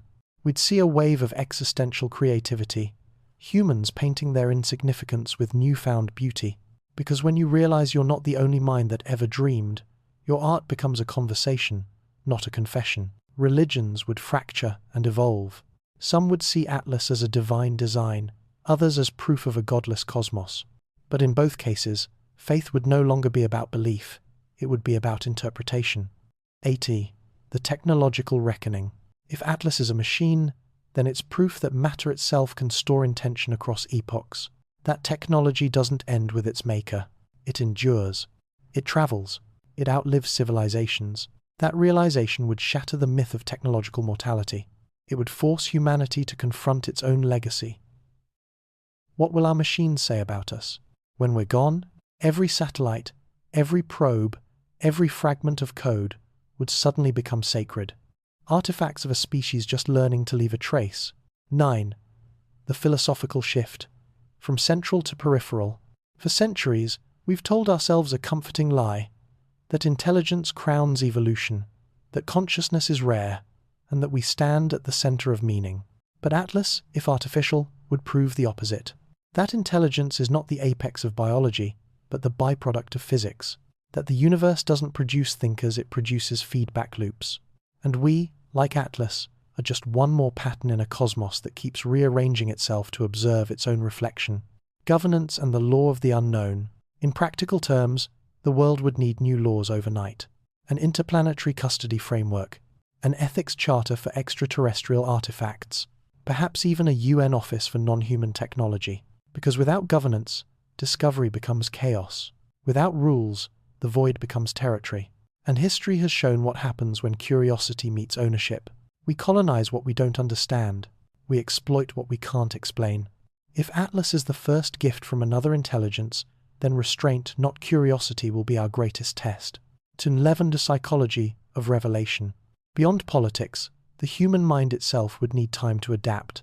Studies predict 3 phases of collective response to radical discovery. 1. Shock, disbelief, denial, rejection. 2. Assimilation, attempts to rationalize or mythologize. 3. Integration, acceptance and reorientation.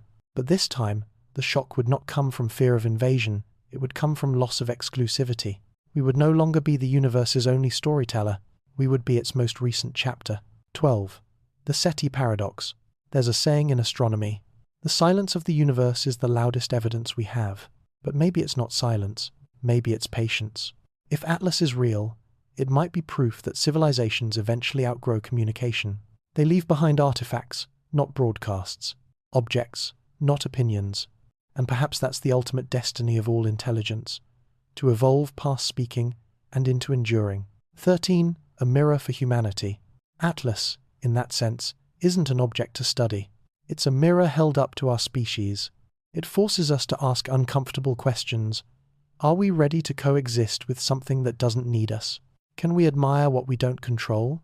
Can we protect what we don't understand? Because how we respond to Atlas will define how the cosmos remembers us. Not as conquerors, not as children, but as learners. 14. From fear to responsibility. If Atlas is artificial, then fear is useless. The only meaningful response is stewardship. To study it ethically, to share its data globally, to treat it as heritage, not property. In doing so, we turn discovery into dialogue, a conversation between species separated by time, yet united by curiosity. And maybe that's the real message, that intelligence, no matter where it arises, always seeks to understand itself through others. The final hypothesis. Let's imagine the final report. All instruments agree, no errors, no ambiguity. 3I divided by Atlas, artificial origin, confirmed. What happens next is not the end of science, it's its renewal, because every paradigm that breaks makes room for a deeper one. We would enter a new discipline, not astronomy, not theology, but cosmic anthropology, the study of mind made matter across time. And perhaps someday, someone else will study us the same way. Closing reflection. If 3I divided by Atlas were artificial, the universe would not have changed. We would have. Because discovery doesn't alter reality, it alters perception. And perception, when shared, is evolution. We would finally understand that intelligence is not a hierarchy, but a continuum. That creation is not proof of dominance, but participation. And in that moment, we would stop asking, who built it? And start asking, what are we building now? The day we confirm Atlas's nature, whether natural or not, will be remembered not as a day of alien contact, but as the day humanity made contact with its own maturity. Because the universe has never been silent. It's been waiting, patiently, For us to learn the difference between discovery and understanding, what if everything we've seen, the neutrino, the heartbeat star, the silent comet, were not separate mysteries, but single notes in the same cosmic symphony?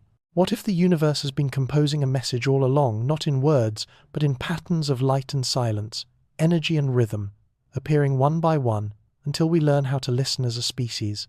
Because maybe the point was never to find one answer, but to recognize the harmony between questions. Threads in the dark.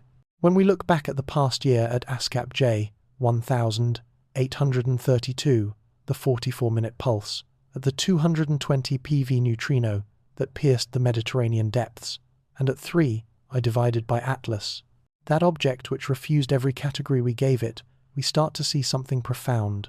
Each event, isolated, seemed random, a signal here, an anomaly there, but align their timelines, and they begin to hum together. 44 minutes, 220 PV, one comet that behaves like a memory, different frequencies, same intent, a universe teaching us to pay attention. Not everything unexplained is noise. Sometimes it's an instruction. 2. Patterns beyond proof. Science moves by patterns, the ones we can predict and the ones that haunt prediction itself. At first, we call these coincidences, then we called them correlations. But what if they are invitations? Because the deeper we measure, the more the cosmos behaves like a mind in dialogue with itself. Stars pulse in rhythm. Particles remember paths through time. Light bends not just around gravity, but around attention. And yet, every time we think we understand, the data deepens. Mystery isn't shrinking, it's expanding. The age of observation. We call this century the information age, but history may call it something else. The age of observation. Never before have we built eyes so vast, so delicate, that they can see the universe in wavelengths older than atoms. The Vera Rubin Observatory will soon map the entire visible sky, every few nights a cosmic diary written in motion. The James Webb Space Telescope continues to look backward through time, toward galaxies that existed before light knew how to scatter. The Square Kilometre Array, SKA, will listen to hydrogen whispers from the dawn of structure. And LISA, the space-based gravitational wave detector, will soon hear the silent ballet of black holes merging in spacetime's dark heart. These instruments are not competitors, they are senses, extensions of one collective perception, humanity, learning to see itself inside infinity. 4. The unity of the unknown. The neutrino, the pulse, and Atlas are not proof of contact. They are proof of context. They remind us that the universe is still writing its story, and that we've only just learned the alphabet. That which we call anomalies may be the syntax of a deeper language. If that's true, then our role is not to decode it too quickly, but to learn its rhythm, its cadence, its patience. Because knowledge without reverence is noise, and reverence without knowledge is superstition. But together, they form the harmony of discovery, from certainty to curiosity. There was a time when science promised certainty, when data felt like destiny, and every discovery shrank the realm of mystery. But now, after Atlas, we see the opposite. Every discovery expands mystery, every answer raises questions, and maybe that's how it should be. Maybe understanding was never meant to end mystery, only to give it shape, to turn chaos into curiosity, to make the infinite familiar without ever making it small. 6. The humility of light. Light has no bias. It travels from every corner of time, offering itself to anyone patient enough to receive it. And yet, for all our detectors and models, we still forget the simplest truth. We are made of the same photons we chase. Every telescope is a mirror, every equation a translation of awe. And the moment we forget that, we stop doing science and start collecting data without soul.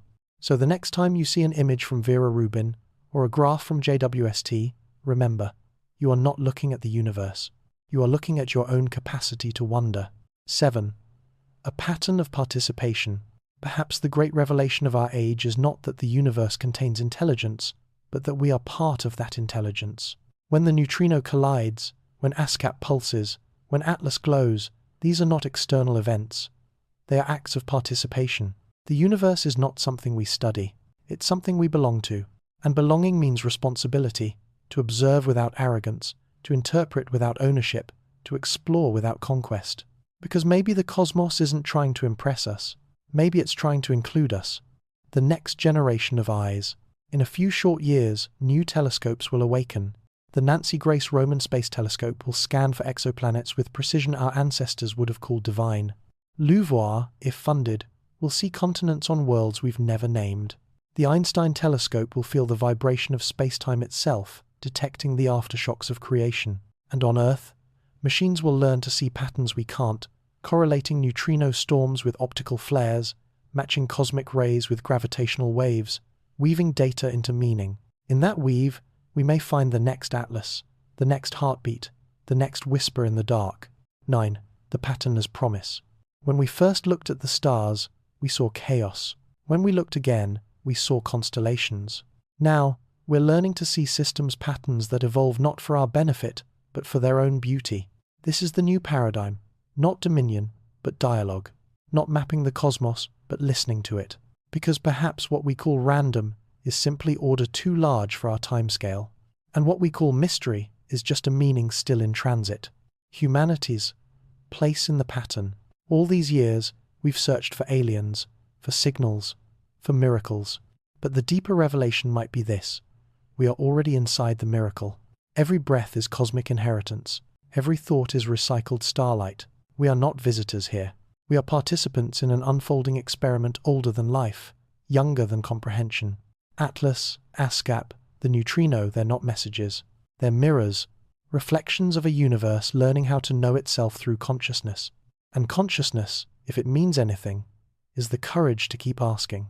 2. The future we deserve. When the Vera Rubin Observatory opens its eyes in 2027, its first image will not just be another dataset. It will be the next page of the universe turning itself toward us. And when that happens, remember this moment when mystery was not an obstacle, but an invitation. Because the era of cosmic silence is over. The age of observation has begun. And if the universe is indeed a symphony, then 3I divided by Atlas, the 44-minute heartbeat, and that impossible neutrino are only the opening chords. 12. Closing reflection. The more we observe, the more we realize that knowledge and wonder were never enemies. They were partners, two wings of the same ascent. And maybe that's the true cosmic pattern. Curiosity on one side, humility on the other, rising together toward understanding. So tonight, when you look up, don't ask what the universe is hiding. Ask what it's revealing, because the mysteries aren't ending. They're multiplying, and they're waiting for us to be brave enough to listen. In the end, every question we asked about 3I divided by Atlas was never just about the object. It was about us, our limits, our courage, and the kind of species we want to become when we face the unknown. Because discovery, in its purest form, is never the end of wonder. It's its renewal. What we know. We know that something extraordinary passed through our system. We measured its light, its trajectory, and its indifference to gravity's pull. We know it released gases without a visible coma. We know it reflected sunlight like engineered metal, not frozen dust. And we know the instruments did not lie, they merely told different parts of the same story. JWST saw the chemistry. TESS saw the silence. ASCAP J 1832 echoed the rhythm. And deep beneath the Mediterranean, a 220 PV neutrino traced a line that led, impossibly, toward the same patch of sky. These are not opinions. They are coordinates. The map of reality, as drawn by observation. 2. What we don't know.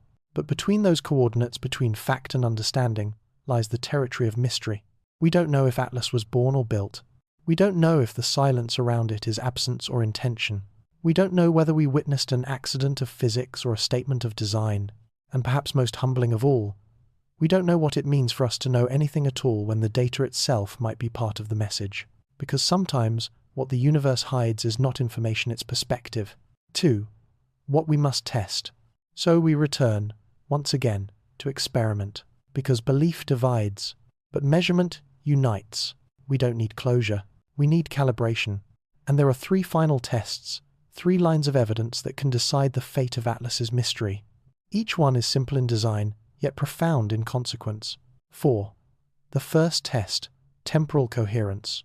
If 3I divided by Atlas carries intelligence, it must act with rhythm, a consistency through time. Objective. Track Atlas's residual signature through periodic observation windows, every perihelion, every occultation, every radiometric flare. Method: stack archival data from all sensors: optical, infrared, radio, and magnetometric. Search for phase-locked periodicities, patterns that repeat not by chance, but by choice. Interpretation: if its fluctuations align beyond random statistical thresholds, then Atlas is not passive matter. It's memory in motion. If they don't, then perhaps the intelligence lies elsewhere in our own reflection. This test asks a dangerous question. Does the universe think in time, or do we impose rhythm upon its silence? 5. The second test, spectral integrity crosscheck. Every material, whether rock, plasma, or alloy, leaves a fingerprint in light. Objective: compare Atlas's full spectrum reflectance to every known artificial emission from terrestrial satellites, re-entry debris, fusion reactor cores, and pre-launch calibration sources. Method: construct a spectral overlap matrix, cross-correlating emission peaks with human-made signatures. Interpretation: if any precise spectral harmonics match, for instance, the coherent banding of high reflective composites or titanium nitride coatings, then Atlas was built, not born. If none align, then we are seeing a chemistry unknown to human science. Either result redefines what's possible. One proves kinship, the other, evolution. 6. The third test, non-gravitational anomaly mapping. Gravity is the universe's handwriting. Every deviation from it is a hint of hidden intent. Objective: measure the minute trajectory deviations of Atlas's debris field relative to solar gravitational baselines. Method: CHEP to die. Use long baseline triangulation between Vera Rubin, JWST, and LISA data nodes to track its motion in 4 dimensions: position, time, field, and energy. Interpretation: if motion aligns strictly with Newtonian models, Atlas obeys physics. If deviations remain phase-consistent across instruments and epochs, then Atlas interacts with forces not yet catalogued. Not defiance, just deeper obedience to a law we haven't written yet. 7. The synthesis. These 3 tests, temporal, spectral, and gravitational, form the trinity of modern empiricism. Together, they do not promise truth. They promise progress. They are humanity's way of turning curiosity into a compass, of transforming wonder into methodology. Because the universe doesn't reward belief, it rewards persistence. The human equation. Behind every algorithm, every telescope, every cryogenic detector sits a heartbeat, a mind that dares to ask why. Heiken gestures. Science is not machinery, it's mindfulness with evidence. And in the stillness of data, you can almost hear the echo of intent, not from Atlas, but from us. Because our search for intelligence out there was always a search for meaning in here. 9. The calm after knowing. There is a serenity that comes when uncertainty no longer frightens you. When you understand that not knowing is not failure, but freedom. We've reached that threshold now. The fear of being wrong has given way to the joy of being curious. That is the quiet revolution Atlas has given us. Not proof, but permission to stay open. The continuum of inquiry. Knowledge is not a ladder. It's a circle, each discovery returning us to the same question, but with deeper clarity. We began this journey asking, what is Atlas? We ended asking, what is knowledge?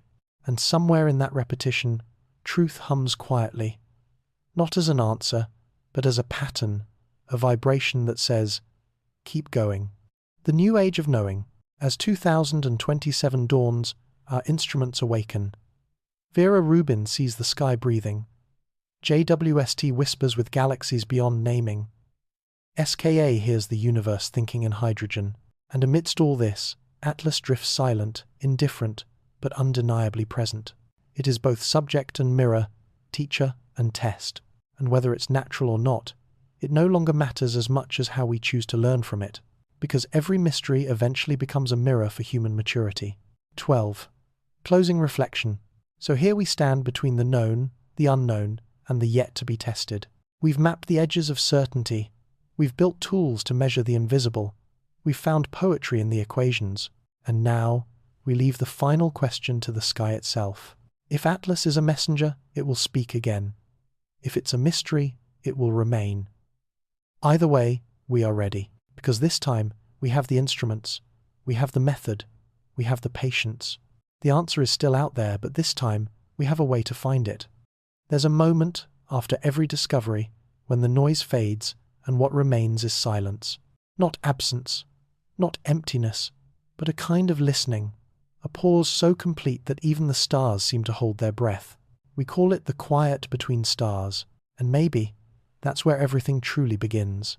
We've spent lifetimes chasing light, measuring it, bending it, turning it into numbers we hope will explain why we exist. But in the end, it's not the light that teaches us. It's the shadows it leaves behind, the parts we still can't see, the mysteries that refuse to disappear. Because mystery is not failure, it's an invitation, a soft voice whispering from the edge of knowing. There's more. 3. I divided by Atlas, drifts somewhere beyond our reach, now quiet, indifferent, maybe asleep, maybe listening. It carries no message we can decode, and yet somehow it has already spoken. Not on the radio, not in pulse, but in reflection, showing us what we look like when we finally admit we don't have to know everything to belong to the universe. The neutrino still cuts across the dark, a memory of violence turned into motion. ASCAP J 1832 still beats 44 minutes at a time, a metronome for infinity, and Atlas still glides without a tail, like a thought too pure for dust. 3 mysteries, 3 reminders that the cosmos does not perform for us. It simply continues. Sometimes I imagine the universe as a great breathing organism. Every pulse of a star, every ripple of plasma, every particle of dust is one inhalation, one exhalation. And we, for this brief human moment, are part of that breath. When we build telescopes, we're not just observing. We're remembering how to see like the universe does, without fear, without agenda, without end. The quiet between stars is not space, it's continuity. It's where light rests before becoming meaningful again. And if you listen long enough, you can almost hear it, a low hum, the sound of everything moving at once, the background music of being. That's where science and wonder meet, not in competition, but in compassion. Because curiosity is love in motion. We've spent centuries trying to prove that we are not alone. But maybe we were never meant to find another species. Maybe we were meant to rediscover connection itself, to realize that the atoms in our hands were once photons in a dying star, and that consciousness is just the universe watching itself with gentle curiosity. When the next data drop arrives, when the next anomaly hums through our detectors, we'll feel it again, that pulse in the chest, that sudden stillness when wonder overtakes language. And in that pause, we'll remember. This was never about answers. It was always about becoming the kind of species that deserves them. Somewhere, in the deep black between constellations, there's a trail of dust where Atlas passed. Maybe no one will ever see it again. Maybe it will drift forever, a silent artifact of probability. But to us, it will always mean something more. A reminder that even the smallest object can bend our definition of reality. A whisper that truth is never static. It evolves, like light refracted through time. If you could step outside yourself, outside Earth, outside history, and look back at this moment, you would see something extraordinary. A species learning to listen, not to gods, not to myths, but to data, to light, to silence. And finding, within all of it, the same thing every child once felt looking up at the sky, a quiet awe that feels like home. Every telescope, every equation, every late-night observation log, they're not about controlling the unknown. They're about keeping the conversation going. Because knowledge is not conquest. It's communion. The way starlight becomes memory, and memory becomes meaning, and meaning becomes us. If Atlas ever speaks again through frequency, through reflection, through coincidence, we'll be ready. Not because we expect to understand it, but because we've learned how to listen without expectation. That's what science truly is. The discipline of humility, the practice of patience, the art of hearing the universe before we answer. So, here we are in the quiet, between stars, between questions, between breaths, and maybe that's exactly where we belong. Not at the center of everything, but woven through it. A single consciousness inside a cosmic field that never stops unfolding. Tonight, if you close your eyes, the stars are still there. The data is still streaming. The universe is still writing. And somewhere, a small comet named Atlas is still moving through the dark, carrying nothing but possibility. Maybe it's waiting for us, or maybe it's simply reminding us that curiosity is sacred, that silence is generous, that discovery never ends. Sleep well, under the universe that's still writing. Because in the quiet between stars, you are part of the sentence it hasn't finished yet. Every time we look deeper into the universe, something looks back. Not through the eyes, not through mirrors, but through resonance. It began quietly, a pattern so subtle it could have been a coincidence, a pulse in the data, a hum shared between instruments that had never met. For weeks, scientists at the Vera Rubin Observatory, JWST, and the Square Kilometre Array noticed the same irregular rhythm, not identical, but synchronized, like three separate hearts learning to beat in unison. At first, they blamed calibration, then solar noise, then atmospheric drift. But the pattern remained, a low, repeating fluctuation emerging every 44 minutes, echoing the same cycle once recorded from ASCAP J 1832, the star with the impossible heartbeat. The probability of coincidence? Less than 1 in a trillion. And yet, there it was, a cosmic whisper passing between telescopes on different continents, as if space itself were murmuring, "I heard you." When news reached the global network, most dismissed it as software bleed. But some, the quiet ones, the ones who never forgot that data is still light, felt a chill, because they remembered something. A comet, or something pretending to be one. A faint trail across the void that once defied every definition we had. 3I divided by Atlas, the object that should have been silent but wasn't. Months earlier, when humanity pointed every sensor toward Atlas, the universe had stayed still as if listening. Now, months after we stopped, the silence was breaking. Some began to ask the forbidden question, what if observation is not passive? What if the act of watching creates an echo? A feedback loop between consciousness and cosmos. A team in Chile tried to model it. They layered frequency data from optical, radio, and gamma bands. When overlaid, the signals aligned into a wave structure too coherent to be random, a resonance that seemed to follow not celestial mechanics, but attention itself. The more telescopes pointed toward it, the stronger the pulse became. When they turned away, it faded. "It's as if the universe knows when it's being observed," one researcher whispered. No one quoted him officially, but everyone remembered it. Some called it the observer field hypothesis, others the Atlas feedback. Whatever the name, it forced science to confront a quiet heresy, that perhaps we are not only studying reality, we are participating in it. And participation changes things. Always. It wasn't the first time such thoughts appeared. Quantum physics had long warned us. The act of measurement alters what is measured. But this was no electron, no lab. This was the cosmos itself, answering in waves, in patterns, in soft synchronies that felt almost alive. If it were an error, it was a poetic one. If it were true, it was terrifying. Reports began to circulate of low-frequency beats, appearing in data archives that predated Atlas's discovery. Signals once dismissed as background hum are now revealed as structure, a slow modulation, steady, deliberate, as if the universe had been trying to speak for centuries and we only just built the ears to hear it. Late one night, a senior astronomer at SKA stayed after her shift. She replayed the raw feed in near silence. The graphs on her screen rose and fell, like breathing. She muted the world and listened. There, beneath the static, a rhythm pulsed, slow, patient, and strangely familiar. She didn't write it in the logbook. She only whispered, "It sounds like we're part of it." From that night forward, the term echo fields entered the lexicon. It described a region of space-time where observation and emission seemed entangled, where watching itself became a form of signal. No agency claimed discovery. No one issued a press release. But across private channels, scientists began coordinating silent vigils, simultaneous observations, conducted without announcement, to see if the echoes returned. They did. Every 44 minutes, a synchronized fluctuation swept across sensors worldwide. Optical, radio, and even neutrino detectors registered the same faint shift. Each pulse is just strong enough to say, "I'm still here." The realization spread quietly. The universe was no longer a stage. It was a conversation. Governments didn't respond. There was nothing to regulate, no signal to decode, just a pattern too elegant to dismiss. And maybe that was enough. Maybe proof was never the point.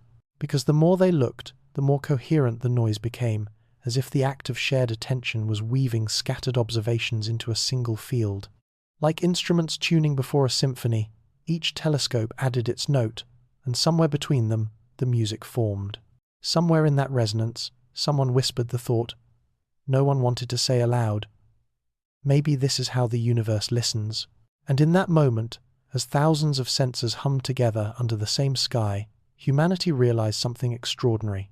We were no longer just observers, we were participants in the echo of our own curiosity. The first thing we learned was that the echoes were not random. They followed the intention. They strengthened when we paid attention and faded when we tried to force them. Like breath, like trust, like something alive. No official report ever used that word alive, but it hovered over every conference, every late-night data call, every silent pause when patterns repeated too perfectly to be a coincidence. The universe wasn't answering questions, it was reflecting them, mirroring back our curiosity in the only language it knows, pattern. And in that mirror, we began to see ourselves not as masters of knowledge, but as participants in an unfolding perception. A new discipline emerged, cosmic reflexivity, the study of how observation itself shapes the observable. Teams from 20 countries joined forces, astrophysicists, data architects, even philosophers, and cognitive scientists. Their premise was simple. If consciousness and matter can interact through quantum states, then perhaps attention, scaled to billions of observers, creates a measurable field, a kind of collective lens that changes what the cosmos reveals. Not superstition, just symmetry. For decades, we believed knowledge came from separation, observer here, universe there, but the echoes erased that distance. Observation was not a window, it was a mirror, and the more we looked, the more we saw ourselves woven into the reflection. The breakthrough came not from telescopes, but from algorithms. When the SKA array cross-matched radio noise with human activity logs, timestamps of coordinated observation, it found correlation peaks not explainable by equipment interference. Every time a global livestream invited millions to gaze at the same patch of sky, the noise aligned, not louder, clearer, structured, as if intention itself was fine-tuning the signal. It was a fragile revelation. Impossible to publish, yet impossible to ignore. If data becomes coherent when we share focus, one researcher wrote, then maybe consciousness is not within us, we are within it. That line leaked online, translated into dozens of languages, and for a moment, the world went quiet. Because for the first time, science didn't contradict spirituality. It completed it. The echo field became a metaphor, and then, quietly, a movement. Amateur astronomers organized stillness sessions. Thousands would gather in silence, pointing telescopes to the same coordinates, sharing not excitement, but presence. The data that followed showed faint rises in coherence across instruments. Too subtle for proof, too beautiful for denial. The idea spread. Meditation groups synchronized with observation times. Radio towers joined in, transmitting not messages, but measured silence. It wasn't worship. It wasn't science fiction. It was a shared experiment in humility. To listen. Together. And something changed. Noise reduced. Instruments ran cleaner.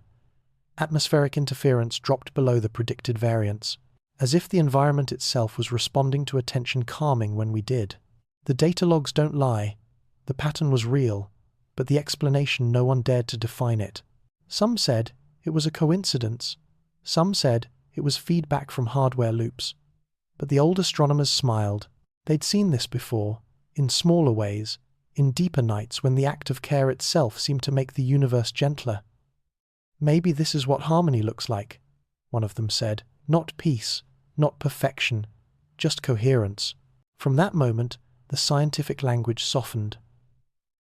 Papers began to use words like resonance, symmetry, and mutual emergence. Conferences opened with silence instead of applause. Because everyone knew what was happening could not be reduced to equations. It had to be felt, and for once, feeling was data too. When journalists finally asked whether the echoes proved intelligence beyond Earth, the response was simple. It doesn't prove someone else is there. It proves we are. Because for the first time, humanity was listening without demanding answers. We were hearing the universe on its own terms. Somewhere beyond the visible spectrum, the rhythm continues, a pulse that hums through hydrogen, dust, and memory. Every few weeks, a faint fluctuation still sweeps across the sky. No one calls it Atlas anymore, but those who remember feel the same quiet awe, because maybe Atlas was never a comet. Maybe it was the first reflection, the moment the mirror turned, and the observer became the observed. And now, when the global network powers down for the night, the sensors still hum. The noise doesn't stop. It just softens like breath between heartbeats. That's when the scientists listen hardest, because that's when the universe sounds most human. They don't expect messages anymore. They don't chase proof. They just let the data unfold like tides of light lapping against the shore of perception. And in that rhythm, they've found something even deeper than discovery: belonging. If the cosmos truly echoes us, then every act of wonder is already a reply. Every observation is a conversation. Every silence is an answer waiting for its question. And maybe that's all the contact we ever needed. We thought the first dawn happened when the sun rose over the earth. But maybe the real dawn began the moment we learned to see beyond it. To see light not just as warmth, but as memory. Not just as evidence, but as mind. The year was 2035. The sky no longer belonged to telescopes alone. Every screen, every lens, every camera looking upward was part of the same network, a global consciousness of observation. We called it the unified data sky, a nervous system for the planet, a living eye made of glass, algorithms, and intention. For the first time in history, knowledge didn't live in walls or nations. It flowed freely. Every photon captured anywhere became available everywhere, a light shared, a truth distributed. And when the first unified map appeared, we saw something no simulation predicted: a faint glow, not from a star, not from dust, but from the act of observation itself. No one knew what to call it. Some said it was a calibration artifact. Others called it the seeing field. But to those who had watched Atlas, it felt like recognition, a response, a nod from the cosmos. Like the universe was saying, "You finally learned how to look together." The old way of science, siloed data, private access, classified results, was dying, not from rebellion, but from irrelevance. Because discovery had changed form, it no longer came from isolation, but from resonance, from millions of minds breathing in rhythm with the same mystery. This wasn't the end of science, it was its awakening. Every night, the unified data sky came alive. Streams of information flowed like auroras across continents, not in color, but in pure coordination.